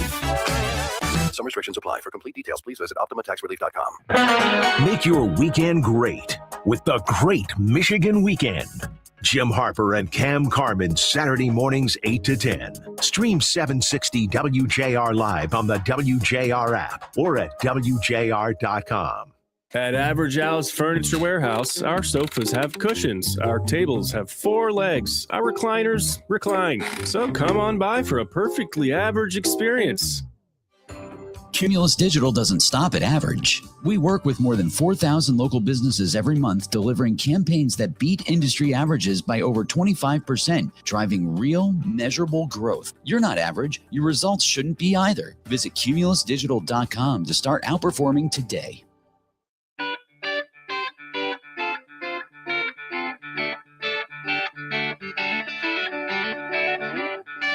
Stay here for All Talk with Kevin Dietz at 9. Now back to JR Morning with Chris Renwick, Lloyd Jackson, and Jamie Edmonds on WJR, where Michigan comes to talk. So the president in town yesterday at the GM facility in Milford. And look, it was a dual purpose appearance. It was one, certainly to highlight the economic agenda, to highlight some of the manufacturing moves that the president has made, and quite frankly, some of the pressure that he's put on some of these companies like GM to expand their operations here in the United States of America. And it was also a way to rally up the troops, to whip up the base ahead of next week's primary votes. And one of those candidates that was there was Mike Rogers, who is running for U.S. Senate for Republicans and joins us this morning. It's good to have you back. It is good to be back. Good morning, Jen. It was a vibe blast yesterday afternoon. The president was in his usual form, and did you feel that there was an energy in the room that is going to carry over across the state come Tuesday? Yes, not only in the room, but this is what I think the pundits in Washington certainly don't understand. Our campaign with both us and some outside help have crossed 1 million doors knocked. So we have that's never been done in Michigan, by the way, and we did it, we crossed that number about 2 weeks ago, and we haven't stopped, by the way, and we won't stop. And so when you look at what's coming off of the doors, you saw the excitement in the room. You see 2 Democrat candidates who I'm not sure, I don't know what that thing was. Crazy train. So I think what you're going to see is common sense versus crazy. And we're from Michigan. This is going to be a common sense election about getting manufacturing back in the state. And what you saw yesterday was that energy about GM announcing they're bringing the truck back from Mexico. I mean, Michigan got hit harder than any other state. Now, in the quarter century that we've had 2 Democrat senators representing us in the United States Senate, we've lost 200,000 manufacturing jobs. And nobody in the Senate decided to put the brakes on that. This is about a renaissance here in Michigan. And that's what people are excited about. Work is coming back. We're seeing even the small manufacturers are adding shifts or adding people. They're getting new orders. I mean, and that's all about this reshoring effort. And you don't really see it. You know, people on these small companies aren't, out running around bragging about it. But I've talked to, I can't tell you how many, over 100. And they're excited about what's happening. And that excitement was in that room. And you saw it with certainly the GM employees who were there and all of the folks who showed up to cheer on that agenda. You know, while President Trump spoke passionately about auto job growth and federal labor stats show that auto manufacturing employment has faced some recent headwinds and local utility rates and gas prices are climbing, how do you respond to critics and Democrats who argue that aggressive tariffs and trade policies are actually raising daily operation costs for Michigan businesses and families? Well, that's certainly what I hear from the Democrats. But think of this. The Democrats have run Lansing for better part of a decade. They have, by their votes, gave us the highest utility rates in the Midwest, about 17% higher than the national average. That was Democrats. That wasn't Donald Trump. They did it in Lansing. They also gave you, by the way, the highest auto insurance rates in the country. My brother-in-law just added his 16-year-old to their policy. They now pay for just those three, his wife and their son, $10,000 a year in auto insurance rates, and they can't get it any cheaper. And guess what? They have another 16-year-old driver coming up next year. I mean, it's unsustainable. And Democrats don't want to talk about that. And so, yeah, one of the things we have to do is point out what the Democrats have done to us and how we're going to get it fixed. If we don't fix these fundamental things, we won't take advantage of what Trump is doing around the country. There is a renaissance in manufacturing. Some of the biggest car plants, by the way, are being built outside of the state. Why? The Democrats have made it so uncompetitive here and so expensive here. So we've got to say, listen, this is a change election. They've had their chance. Better part of a decade, a quarter century, two Democrats back in Washington, D.C. They have made our lives harder. They've watched defense industrial base work leave our state. We used to build the main battle tank. That moved down to Lima, Ohio. Not like it went down to Alabama. And all the work that happens around building a big piece of equipment like that helps a community in manufacturing. And our two Democrat senators just all watched it walk down the street. And that's why I think there's energy in the room. That's why we're finding energy on, as I said, over 1 million doors about people saying, no, I'm going to show up. I'm voting. I want to change here in Michigan. And one way to change that is, for the first time in a quarter century, send a Republican back who understands manufacturing, who worked on this car assembly floor and punched a time clock. I get how important these jobs are. That's where I think the Democrats are making a mistake. I hear people out around the state and on all the doors we've hit say, I don't trust Democrats on affordability. And you know what? I don't either. What did you make of the debate last night? I didn't see the whole thing, saw bits and pieces. I thought, my God, if this is what we're doing to save our state and get it back on the right direction, to try to make sure we have ideas and solutions to get our kids reading again. We're 45th in the country. To try to make sure our utility rates are down. I make sure your gas prices go down. I didn't see anything last night. It seemed to me two very unserious campaigns to face the serious problems that Michigan has. Well, we're going to find out that after. Do you have a preference on who you'd like to face off against? I don't. There was a lot of press. I know the Stevens campaign kept trying to put out that we wanted to. That was all nonsense. They leaked the wrong thing. There was a story correction about it. They are saying anything and everything. I don't care who comes out of it. Think of this. They're both supporting job-killing EV mandates. They both want to raise your taxes. They both support boys and girls sports. They both turn their backs on law enforcement, and they want to let big government grab control of every part of your life. Both of them, one by voting records and one by vocal support for all of this. They want to tax your overtime. We have 3 million Michigan families who have benefited from no tax on overtime. They want to tax your overtime. They want to tax your tips. I don't see a lot of difference in them other than style at this point. And you're sailing through the August 4th primary unopposed on the Republican ticket, and having this clear runway gives you a head start. So how are you using this time to reach, the independent and the swing voters in places like Oakland and Macomb County who might agree with you on energy, but maybe have some reservations about national politics? Yeah, well, I mean, I think I know what we've been doing. We've been building, I think, the state's biggest ground game in history. And we started in December, and we had volunteers going door to door in December. Now that's commitment. That is definitely commitment in Michigan.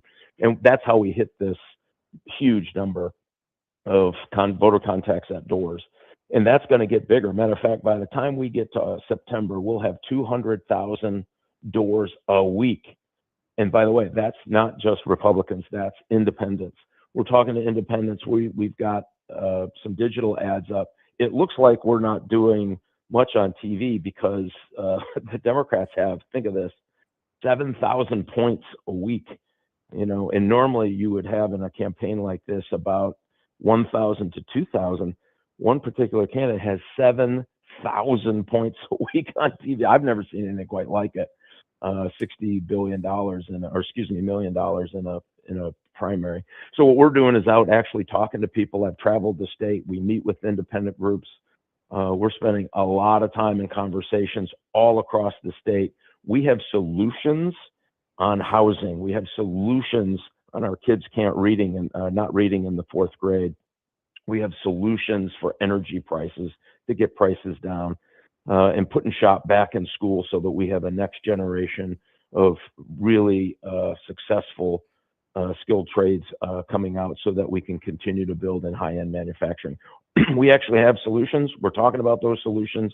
And what we're finding is independents are very attracted to our message. Well, and you're putting Christie in your ads. So that's a good move, Well, right? That is the best thing ever. Matter of fact, nobody wants to talk to me anymore. They just want to talk to Christie. She really is a rock star. She's fantastic. Yeah. Well, we appreciate your time. Very lucky. Yes, for sure. We appreciate your time. Thank you. We'll talk again very soon. I hope so. RogersForSenate.com. Come on and join the fight. Love to have you. You got it. That's Mike Rogers. We'll take a break. More coming up next on JR Morning. Here's the deal. The government is over $38 trillion in debt, which means the IRS isn't slowing down. And the tax code is complex and unforgiving. So it's not surprising if you're one of the millions of Americans that owe back taxes to the IRS. Unfortunately, they're the world's most powerful collection agency, with the ability to garnish your wages, seize your bank accounts, and even take your home or business. But don't be stressed or worried any longer. We're Optima Tax Relief, America's most trusted tax resolution firm. We have resolved over $3 billion in tax debt for our clients. Our award-winning professionals deal with the IRS every single day, protecting our clients and preparing them for the best possible resolution. For tax help you need, for tax help you can trust, give Optima a call today. Call 800-896-8155. 800-896-8155. 800-896-8155. Optima Tax Relief.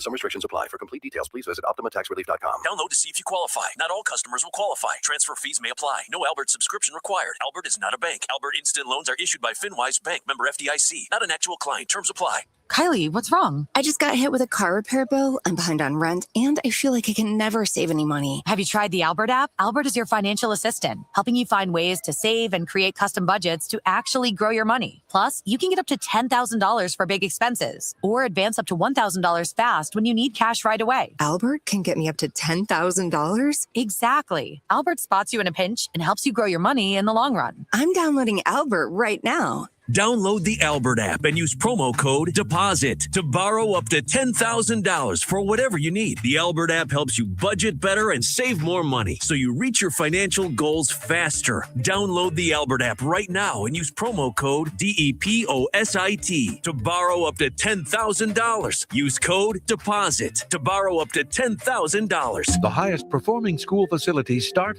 with premier architectural design. Wakely Associates is an architectural firm that has been serving Michigan educational communities since 1951. Whether designing for new or renovation of current facilities, Wakely is focused on designing high-performing educational spaces. This experience is invaluable to K-12 school districts looking to pass bond issues. Engage Wakely Associates Architects to examine your district's needs. Details at wakelyaia.com. That's wakelyaia.com. For the latest on news, sports, and entertainment, take Mitch Albom on your drive home, 4 to 6 p.m. Stream 760 WJR live on the WJR app or at WJR.com. WJR traffic and weather first. This report is sponsored by MGM Grand Detroit. Get ready to win big this summer at MGM Grand Detroit. Earn entries into the Friday drawings for a chance at the $40,000 progressive cash prize. If it's not claimed by July 31st, it turns into a guaranteed grand prize of $200,000 cash. See the MGM Rewards desk for details. 21 and up. Eastbound 696 after 96, crash off to the right shoulder. Southbound 75 slowed this morning between 12 Mile and 696. Same with westbound 94 between Maross and Mount Elliott. Now, WJR weather first from the Weather Channel. Here's your forecast. We are climbing out of it now. Maybe a stray shower. Clouds hanging tough, though, with a breeze. Might get some sun in here this afternoon. That north breeze, though, ushering in some pretty comfortable air. 82. Tonight, clear, very comfortable and breezy. Waking up in the low 60s. That puts the suburbs, especially west and north, in the pleasant 50s. So great start, great finish to Wednesday. Sunshine, breezy 80. Thursday, Friday, mostly sunny, middle 80s. From the Weather Channel, I'm meteorologist Ray Stagik on 760 WJR, where Michigan comes to talk. Call us or text us. The number's the same. 1-800-859-0957. 1-800-859-WJR. Powered by Michigan Auto Law, Auto Accident Attorneys. Visit autolaw.com. That's autolaw.com.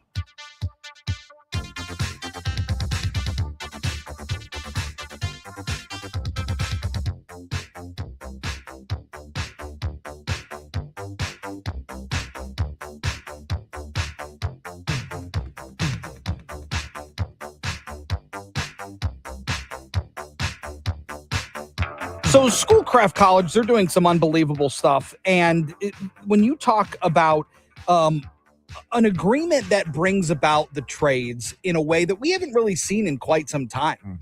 I mean, you talk a lot about it. Yes, I talk to them all the time, and the trades are really big, and, they're going into high schools and colleges and talking to young people, because giving them an opportunity, giving them something different, because not everybody wants to go to college, but now you can, and you can get an apprenticeship, and it's a big deal. You have a great life. Have a great life, and again, like, we're seeing more and more young people choose this career path. Yes, because there are so many. You look at the tech world, and so many things are changing on that front. But you're still going to need people to build, and to the electricity, to fix and all of that. Yes. Yeah. So it's very interesting. Dr. Bob Ledley is the Chief Workforce and Economic Development Officer at Schoolcraft College. And he joins us this morning to talk about this new program. Doc, good morning. It's good to have you. Good morning. Pleasure to be with you. Let's talk a little bit about this agreement for community colleges, this contingent of community colleges coming together for a masonry trades program. Yeah, really, this is a strong effort that we've had for years, really to look at prior learning credit for people that have workforce experience. And clearly, the model is set up so that students, that they go through a journey apprenticeship program. And these are really rigorous programs, 4-year programs of training, not just on the job, but also classroom. So they're getting the book learning and the on-the-job training. So part of that leads to what we consider. Hold on for me 1 second. We're having a bit of a connection problem. Yeah. I want to get this information out there. So we're going to touch base with him and make sure that we've got him set up properly. Yeah. But again, it's this contingent of groups that are coming together, a contingent of community colleges working towards these apprenticeship programs for people, giving them the opportunity. And I think the way this does it now, it kind of bridges the gap, because, for a long time, people often view college and the skilled trades as two separate paths. But, I think this program kind of bridges that gap, I would believe. And we do have Dr. Rob Lidley back. Doc, we got you? Yes. Yeah. Oh, sorry about that. I apologize. No. So, You sound great. Yeah, go ahead. You hit it spot on, Lloyd. I think that, it used to be, people would always say, and always got mad when people said that college isn't for everyone. But Right. I think this gives opportunity for students to go through an apprenticeship program, get that trades professional training. In addition, get the college credits that they've learned it, so they've earned it. I've heard that from colleagues at Grand Valley State University. We met with them yesterday, and they had that nice little mantra of if you learned it, you earned it. And so we're trying to apply that across the board for the skilled trades, and particularly in the construction trades for this particular project. How does this change the conversation for somebody considering a career in the skilled trades? I mean, does it send the message that becoming a bricklayer or a mason is not an alternative to higher education, but actually part of it? I think it's a big plus. I think students sometimes shy away from that, particularly in high school, where the trades and the career tech programs have kind of gone away. So I think there's going to be more encouragement to head in that direction, because you can do both. There's no stigma to doing that. Yeah, and you're blending this model, so you're giving apprentices the same access to your resources that they might not normally have. Right. And so you're blending these two worlds together in a way that I don't know that we've really necessarily seen before. But giving them access to those resources might then open up another avenue for them, might open their eyes to another direction. Absolutely. It's a different on-ramp. I think providing students tutoring, advice, student wellness, all those things that are big concerns in construction industry and trades. I think are going to really help, step them up a little bit, and also give them opportunity for advancement in their program. So not only will they just be bricklayers, they may have opportunities to be managers, supervisors, maybe own their own business. It just kind of lays the foundation for growth. And Doc, the one thing that kind of caught my attention is this dual enrollment opportunity for high school students. I mean, does that mean that a student could actually graduate school with a diploma, complete an apprenticeship, and then, already be on the path toward an associate's degree?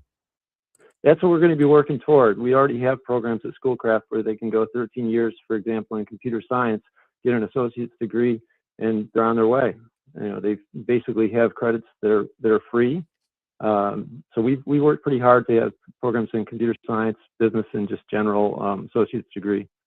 So we're pretty proud of that and hope that more people take advantage of that. We're hoping that we can also apply it to this program as well. And Doc, Michigan, really the entire country, they continue to face this shortage of skilled trade workers. How much of an impact could this program have on closing that workforce gap? I'm sure it could. Well, particularly for the masonry group, so we're working with the local bricklayers union and allied craft workers, and they right now have about 3,500 members, and they're expecting 675 new journey workers are going to be needed in the next 5 years. So we're hoping to train about 200 a year with the training program that we have, and also the building that we're proposing to build on our campus. So we're proposing a 40,000 square foot building for training, for pre-apprenticeship training in all construction trades, and then apprenticeship training in masonry in specific. And if there's a young person, Doc, or maybe even an adult looking for a career change, listening this morning, what's your message to them about the opportunities this partnership creates and why now might be the perfect time to consider a career in the skilled trades? Well, I think there's a need, and there's certainly an opportunity here that's rather unique. You don't have to pick one or the other. If you enjoy the construction trades, and I think there's a lot of people out there that do, this is a great profession. You jump in as a journey worker apprentice and you start making $40 an hour plus benefits. It's over $80,000 a year. So you're working while you learn, and earning a good income and accumulating benefits as you go. Interesting stuff. Really, a new way of going about this. Absolutely. I think it's very cool what you guys are doing at Schoolcraft. Dr. Robert Ledley, thank you so much for your time this morning. We appreciate it. And keep us up to date as this program expands. We will. Yeah. Thank you. Yeah, you got it. Big deal. Fascinating. Man. It is. Yeah. I think we were just talking about it this morning. It's like, I wish I were, this curious in high school. Yeah. Right. I was not this way. I wasn't curious about everything then. It was a party for me. All my friends were there. All this learning didn't matter to me. No, I'll deal with that later. We're going to get drunk before the game. We're going to get drunk during the game. And then we're going to get drunk after the game. I will not self-incriminate.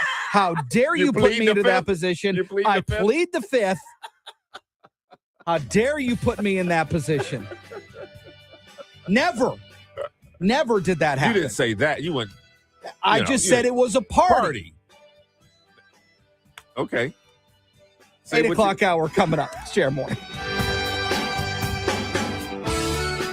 Here's the deal. The government is over $38 trillion in debt, which means the IRS isn't slowing down. And the tax code is complex and unforgiving. So it's not surprising if you're one of the millions of Americans that owe back taxes to the IRS. Unfortunately, they're the world's most powerful collection agency, with the ability to garnish your wages, seize your bank accounts, and even take your home or business. But don't be stressed or worried any longer. We're Optima Tax Relief, America's most trusted tax resolution firm. We have resolved over $3 billion in tax debt for our clients. Our award-winning professionals deal with the IRS every single day, protecting our clients and preparing them for the best possible resolution. For tax help you need, for tax help you can trust, give Optima a call today. Call 800-896-8155. 800-896-8155. 800-896-8155. Optima Tax Relief. Some restrictions apply. For complete details, please visit OptimaTaxRelief.com.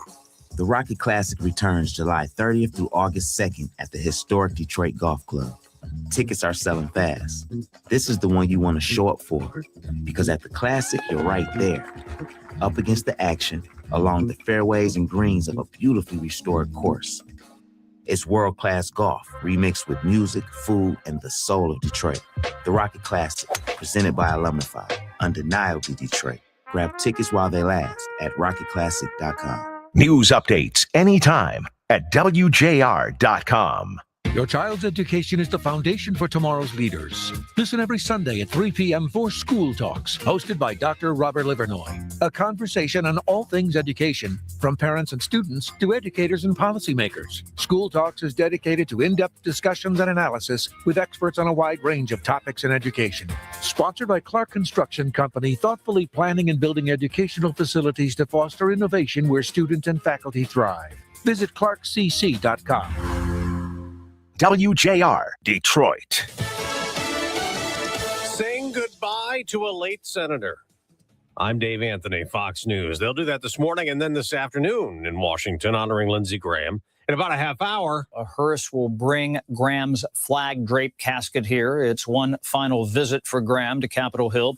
They will honor him with a ceremony in the Rotunda. That's Fox's Chad Pergram at the Capitol, where senators may vote later today on a Russia sanctions bill Graham had been pushing. The Republican hoped it could end the war in Ukraine, and Graham discussed it with NATO's leader before he died. Mark Rutte just told Fox. Ukraine is exceeding our expectations. And what we now need to do is what he and I agreed upon is for Putin to end the bloodbath and to come to the negotiating table. It is really crucial. Ukraine's President Volodymyr Zelensky will also meet with senators tonight after he attends Graham's funeral this afternoon at Washington's National Cathedral. Next hour, Zelensky will meet with President Trump. And then after that, another leader who will attend Graham's funeral goes to the White House for talks with the president. Israeli Prime Minister Benjamin Netanyahu. The pair are slated to discuss the war with Iran and the next steps in this conflict. President Trump spoke from Air Force One on Monday, indicating the Iranians requested to meet following the 13-day U.S. bombing campaign. Axios reports that President Trump says he is ready for strong military action if talks fail. That's Fox's Trey Yingst in Tel Aviv. As the pause in U.S. attacks on Iran continues, oil prices, they're down about 1% this morning. The price of the gas pump's down a penny. Japan got rocked with an earthquake, and the USGS says it was a magnitude 6.8 in the Kumamoto region. Prime Minister Sane Takaichi says there are early reports of injuries plus damage to roads, bridges and buildings. She says people's lives are the top priority, warning residents that strong aftershocks pose an additional risk. We're hearing multiple people are trapped inside a shopping mall and 40,000 people have lost power. That's Fox's Jonathan Savage. America's listening to Fox News. WJR traffic and weather first. This report is sponsored by Guardian Alarm. For both home and business security, there's only one team you should trust. Guardian Alarm has protected Metro Detroit for over 90 years. Get smarter security done right from day one. Call 1-800-STAY-OUT today. We have one accident on the roads. That's eastbound 696 after 96. It's off to the right shoulder. Slow travel on northbound 275 between Ford Road and M14. Same with eastbound 94 between Livernois and 14th Street, as well as westbound 94 between Maross and Mount Elliott. Now, WJR weather first from the Weather Channel. Partly cloudy and cooler today, a high of 80. Right now, it's 70. Clear skies tonight, a low of 63. Sunshine for tomorrow, the high of 81. I'm Renee Vitale. WJR traffic and weather first. American Red Cross inventories of the most needed blood types, including type O, are days away from crisis levels. Donors are needed immediately to ensure hospitals have the blood they need for patients whose lives depend on transfusions. You can help ensure accident victims, patients fighting cancer, those with chronic blood disorders, and others across the country receive life-saving medical treatments. Make an appointment today to donate. Use the Blood Donor app, visit redcrossblood.org, or call 1-800-RED-CROSS to schedule your donation. This is Mark Snefkamp of the Snefkamp Automotive family. We've served Michigan customers for over 100 years. We opened our first dealership in 1926. 4 generations later, Snefkamp is still the name to trust when buying your next new Chrysler, Dodge, Jeep, or Ram. Visit us during the Make This the Summer Sales event, happening now at one of our 4 locations: Highland Park, Gaylord, Midland, or Redford. Snefkamp, Metro Detroit's original. Snefkamp. Hey there, WJR listeners. Chris Alberta here at Principium. Listen, your bucket of money, that precious little gem that's taken you a lifetime to accumulate, has been growing.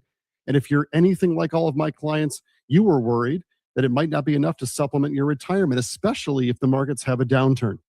All these incredible investment and insurance tools these days, they've been designed to address specific problems and concerns. But most folks I see every week, they have the wrong stuff. You know why? Because no one's taking the time to actually invest in them and diagnose the actual problem, the actual concern. Yeah, look, my process, it's laborious, but it's worth it. The results and the peace of mind are a byproduct of us learning together. If you're retired or nearing retirement, it's time for you to dig in with me. We can increase the reward and we can decrease the risk. It's a win-win. So stop going to steak dinners, free steak dinners offered by financial salespeople. Invest in yourself with me at my office on your timetable with zero pressure. Call me today, Chris Alberta at Principium, 1-888-800-8949. Keep your kiddos entertained and learning this summer at the Village of Rochester Hills. Bring your little ones to Festival Park on Wednesdays for free interactive music classes with Miss Kalisa. Plus, don't miss Bugs on Wheels on select Thursdays and Sundays, where kids can safely see, touch, and hold amazing live insects with the Bug Lady. Free family fun is waiting for you. Visit thevorh.com for dates and details.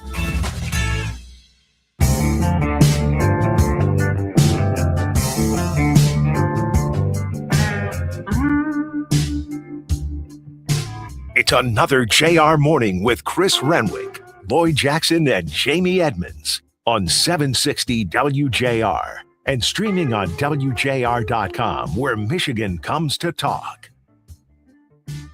8 o'clock hour. Good to have you here on JR Morning. The president in town yesterday.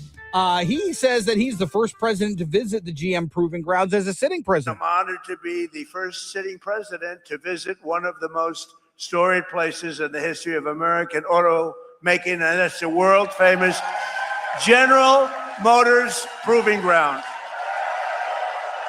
Cool, a little feather in the cap for GM there. That's nice. And the president talked a lot about the economic policies, talked about the tariffs, talked about how the tariffs on foreign-made vehicles or from vehicles that weren't built in the United States, how that has changed automotive sales, particularly in the truck segment.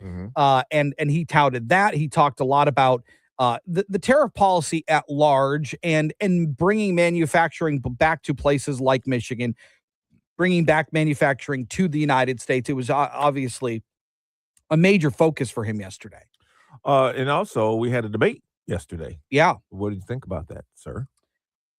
I thought it was status quo. And for those who are in the know, who listen to us or, really watch, a lot of television, listen to radio, read newspapers, other magazines, all that time. I think those people who watch probably didn't learn too much more than they already knew. I think probably mostly the folks who are just checking in, kind of saying, okay, what's going on here? Because I've been kind of doing other things, vacationing, not really paying attention, enjoying the summer, and I haven't really thought about it. I think for those, and those who are on the fence, the independents who maybe don't know yet, I think it was more for them. It'll be interesting to see how this shakes out next Tuesday because, again, these are going to be Democratic primary voters that are going to be weighing in on this. Yes. That are going to be putting their finger on the scale. Now, anybody can vote, obviously. You can vote however you want. But the realities are these are going to be people who are Democratic voters, maybe some independents as well. Yeah. But these are going to be these two candidates, and Haley Stevens and Abdul El-Sayed, are courting one side of the aisle right now. That's what the primary is. Once you get into the general, when you go head to head up against Mike Rogers, that's a different story. But right now, I mean, these two candidates are really far apart. They are. They are not along ideological lines. They may be in the same wing of the party or the same side of the aisle, but they're not necessarily aligned on a lot of issues. Do you think, though, that also that the Democrats who will be voting in the election next week are thinking further than just, I don't know, are they thinking who will be the best, who is the best person to take on Mike Rogers? Who could win against Mike Rogers between those two? Are they thinking? I'll be honest with you. I don't think so. Okay. I don't think so. I actually don't think so. I don't think so in almost any primary, Republicans included. Okay. I don't think so. You don't think they are thinking that far down the line? I don't think so, because that would require, I mean, that's more foresight. That's like going to a buffet. Okay. And going, okay, well, hold on. There's a million things to choose from, but I really do want the prime rib. Mm-hmm. Right? Mm-hmm. But you're going to have 10 other things before you get to the prime rib. Okay. You know that's actually what you want. Yeah. But you're going to go through the rest of the line. It feels like that's what it is here. Is, you know, ultimately you want to win the election. The prime rib is winning the election. Yes. But you're going to have the chicken strips, and you're going to have you're going to have all the other stuff too. Yeah. Mm-hmm. But at the end of the day, knowing what you want and being confident in, look, I may not agree with this person completely, but I know that this person is going to have a better opportunity to win, and I'll be able to stomach some of their shortcomings in my mind. Okay. You don't think they're thinking like I don't think most that. people feel like that. I don't think most people think like that. Some maybe do. Yeah. But I don't think a vast majority. Not a number of people. Yeah. No. And again, I thought the debate was exactly what we expected it to be. It's their final push to get people to vote for them. Mm-hmm. On the Democratic side. Yeah. I don't know that they have an incredible amount of foresight. Finally, it has opened. It opened at noon yesterday, and I'm talking about the Gordie Howe International Bridge. And Senator Gary Peters, he led the way, becoming the first person to ride across the new Detroit-Windsor span on a motorcycle. You know, he's a motorcycle guy. That doesn't surprise me. Governor Gretchen Whitmer followed close behind, crossing into Canada behind the wheel of a Michigan-made black Ford Mustang convertible.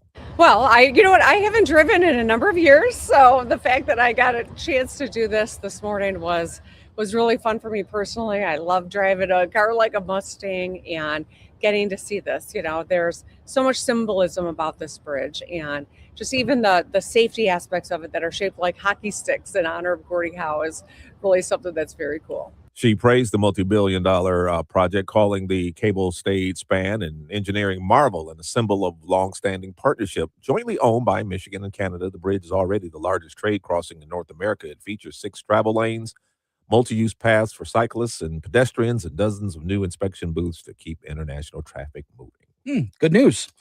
Meanwhile, Savannah Guthrie has made a new plea. I'm asking you, begging you to do the right thing now. Make the right choice. Help us find her. Tell us where to look for her. I truly believe it is never too late to do the right thing. Our family is in agony. We are in a nightmare that will not end. Nothing about our situation has changed. We have done our part, and we will never stop looking for her. Nancy Guthrie still has not been found. She went missing January 31st and still has not been found. Wow. Yeah, sad story. But that as she says, the family won't stop. No, and you know, I get it. That's mom, and you're going to continue as long as it takes. Detroit police cracking down on illegal street racing and drifting, sending a strong warning that these gatherings are crimes, not harmless entertainment. And during the enforcement operation that took place on Sunday, at Milwaukee and Weatherby, officers investigated 65 vehicles, 92 people, impounded 9 vehicles, issued 53 ordinance violations, recovered a firearm, and investigated 1 fleeing and eluding incident. Police say these meetups often lead to dangerous drifting and drag racing, block intersections, late night disruptions that put residents at risk. Officials also warned that spectators, you guys can face consequences as well, including vehicle forfeiture.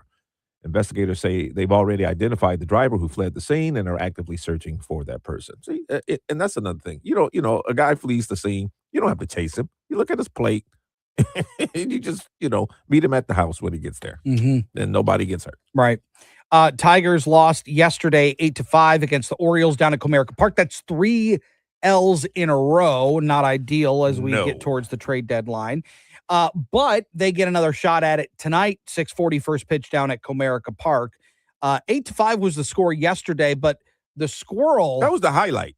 That was the highlight. The of the game. squirrel was giving the grounds crew a run for their money. The chase for the squirrel is on, and the squirrel is in the corner, and the squirrel is still eluding an entire horde of grounds crew members. And the squirrel's free once again. Hemmed in? No, I won't be hemmed in.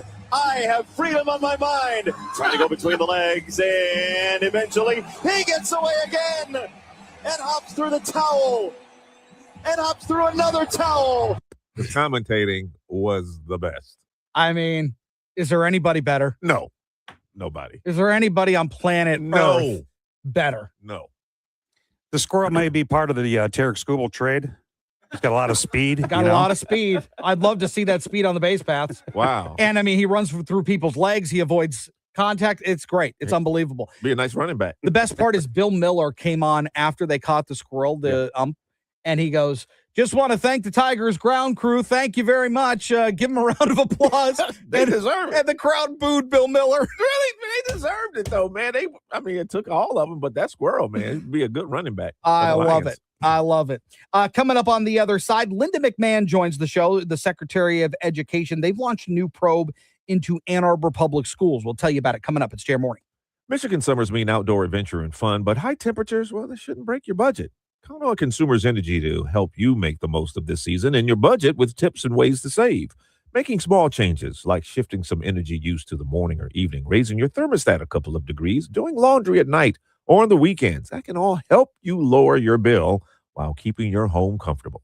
Discover more ways to beat the heat at consumersenergy.com/summer. Summer storms can spell disaster for your roof and more. At Home Genius Exteriors, we stop the damage before it starts. Call now during our summer savings event and get 50% off materials for your new roof. Plus, no interest and no payments till 2027. Call Home Genius Exteriors at 866-451-5470 to schedule your free roof and attic inspection. That's 866-451-5470. Home Genius Exteriors, the genius choice in roofing. See website for details.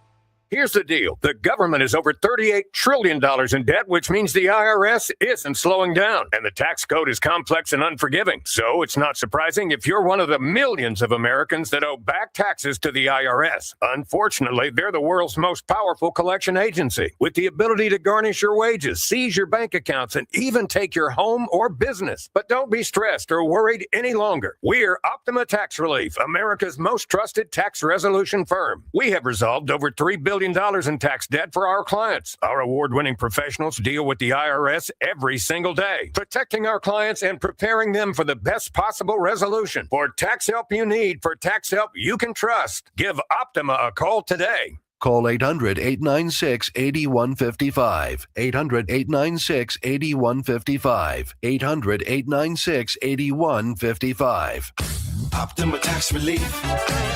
Some restrictions apply. For complete details, please visit OptimaTaxRelief.com. Now is a great time to improve your company's property with landscaping enhancements, from refreshed planting beds to larger landscape upgrades. Get your project on the schedule today before summer slips away. Groundmasters. Don't just manage your property, master it. Groundmasters.com. Your weekends just got better at the Village of Rochester Hills. Pack your blankets and head to Festival Park for our free summer concert series every Friday and Saturday evening, featuring everything from rock to country. Find the full entertainment schedule today at thevorh.com. Most people never collect a dollar of the money they're owed in a car accident. We're going to change that. If you were in a car accident that wasn't your fault, Michigan law says you may be owed up to $3,000. But that right doesn't last forever. One form online, we do the rest. Completely free. It's your money. We'll go get it. Visit 3kforfree.com. Up to $3,000, zero fees. Only at Michigan Auto Law Auto Accident Attorneys. People over everything. WJR Traffic and Weather First. This report is sponsored by RockAuto.com. Fool, Ben Tyrod, what are you going to do? I'm way ahead of you. I'll be on RockAuto.com before you can even finish this commercial. He's right. RockAuto.com. Parts when you need them. All the parts your car will ever need. Rock Auto. One crash on the roadways. That's eastbound 696 after 96. It's off to the right shoulder. Slow travel on westbound 94 between Outer Drive and Connor.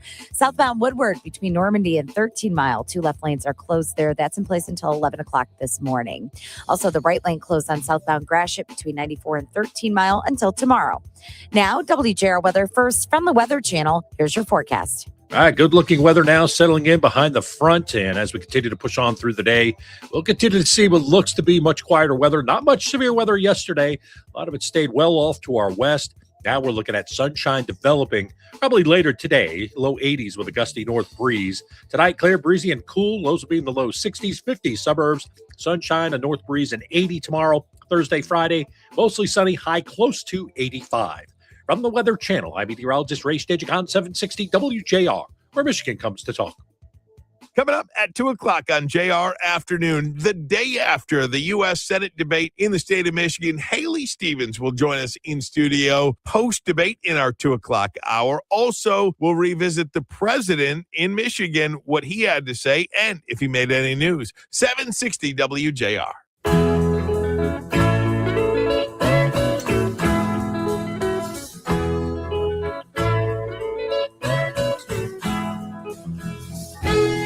So the U.S. Department of Education has launched a new effort focused on parental rights and enforcement. It certainly reflects what the administration's position is, that parents should have greater access to information about their children's education and their well-being.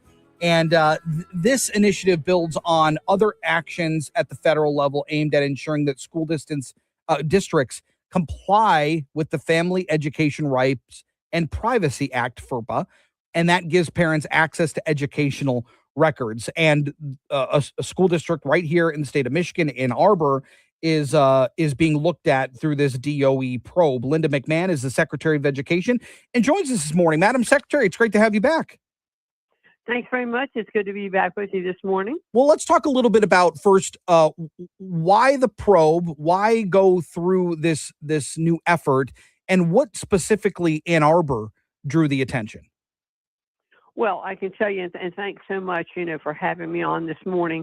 What we found out in Ann Arbor, and this was a complaint, that came in through our student privacy policy office, and we had a school district that that actually has policies there in Ann Arbor that a school staff must hide a student's transgender status from their parents in the name of privacy.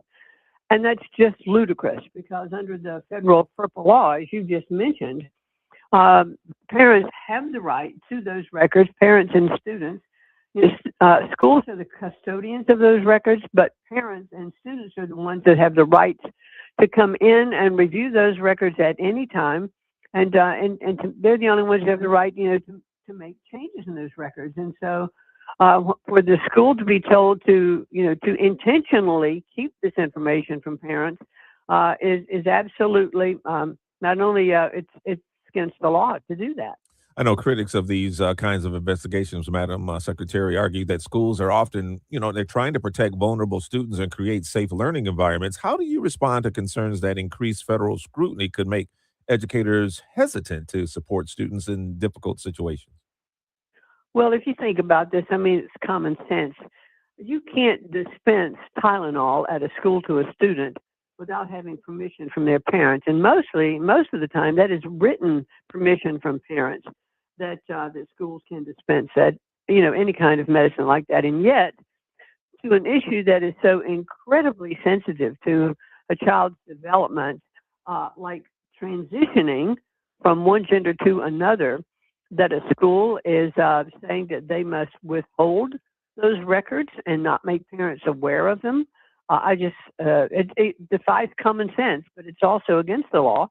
And the Department of Education will investigate. And if our findings are that, in fact, that is what's happening, we'll work with the Department of Justice to bring action. So those schools can risk not only civil lawsuits, but they can also risk defunding from the federal government. And like I said, you have critics, but then on the other hand, you got a lot of parents who say they feel they've been shut out of important decisions involving their children's education and well-being. Do you believe this is an isolated issue or part of a larger trend? Well, what we are finding is that it's, these things are the tip of the iceberg.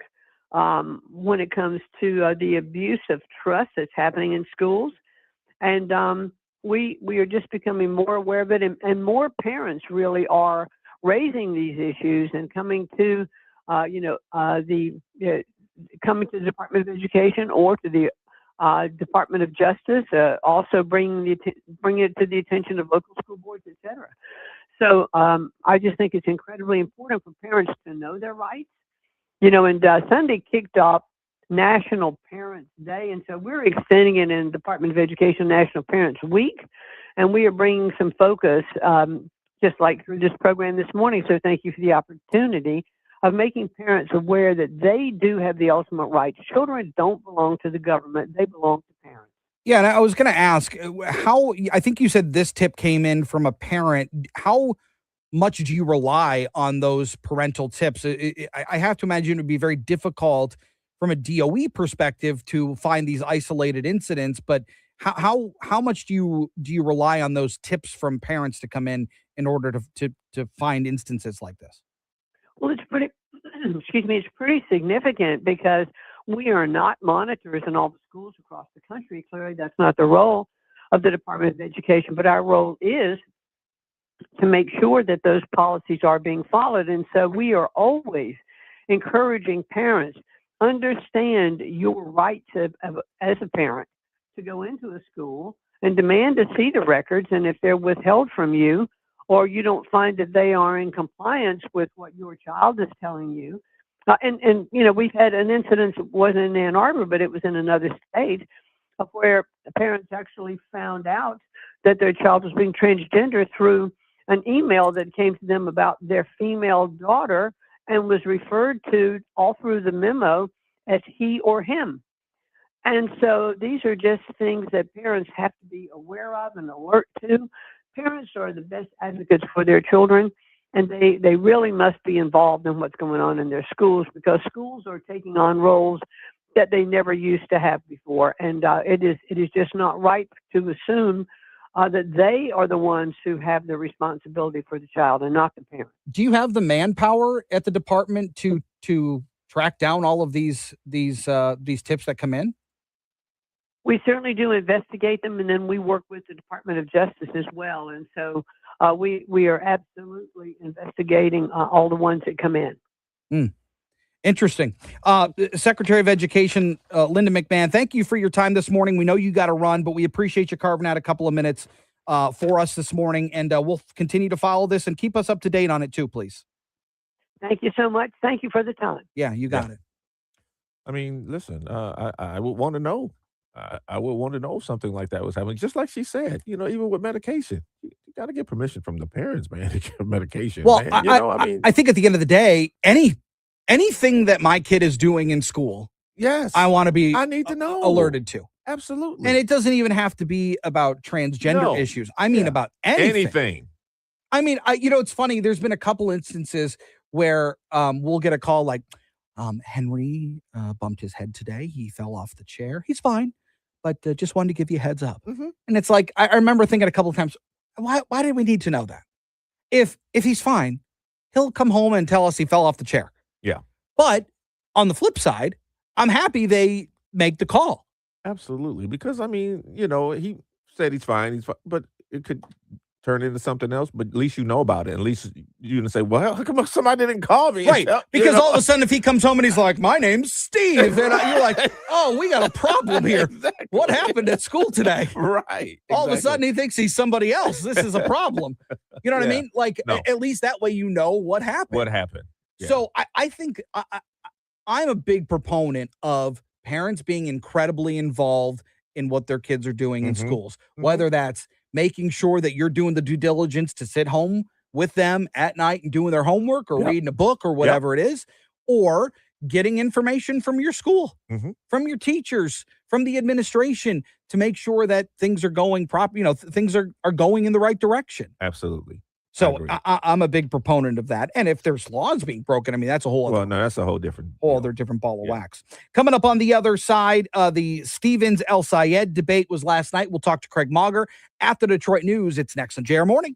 Download to see if you qualify. Not all customers will qualify. Transfer fees may apply. No Albert subscription required. Albert is not a bank. Albert Instant Loans are issued by FinWise Bank, member FDIC. Not an actual client. Terms apply. Kylie, what's wrong? I just got hit with a car repair bill. I'm behind on rent, and I feel like I can never save any money. Have you tried the Albert app? Albert is your financial assistant, helping you find ways to save and create custom budgets to actually grow your money. Plus, you can get up to $10,000 for big expenses or advance up to $1,000 fast when you need cash right away. Albert can get me up to $10,000? Exactly.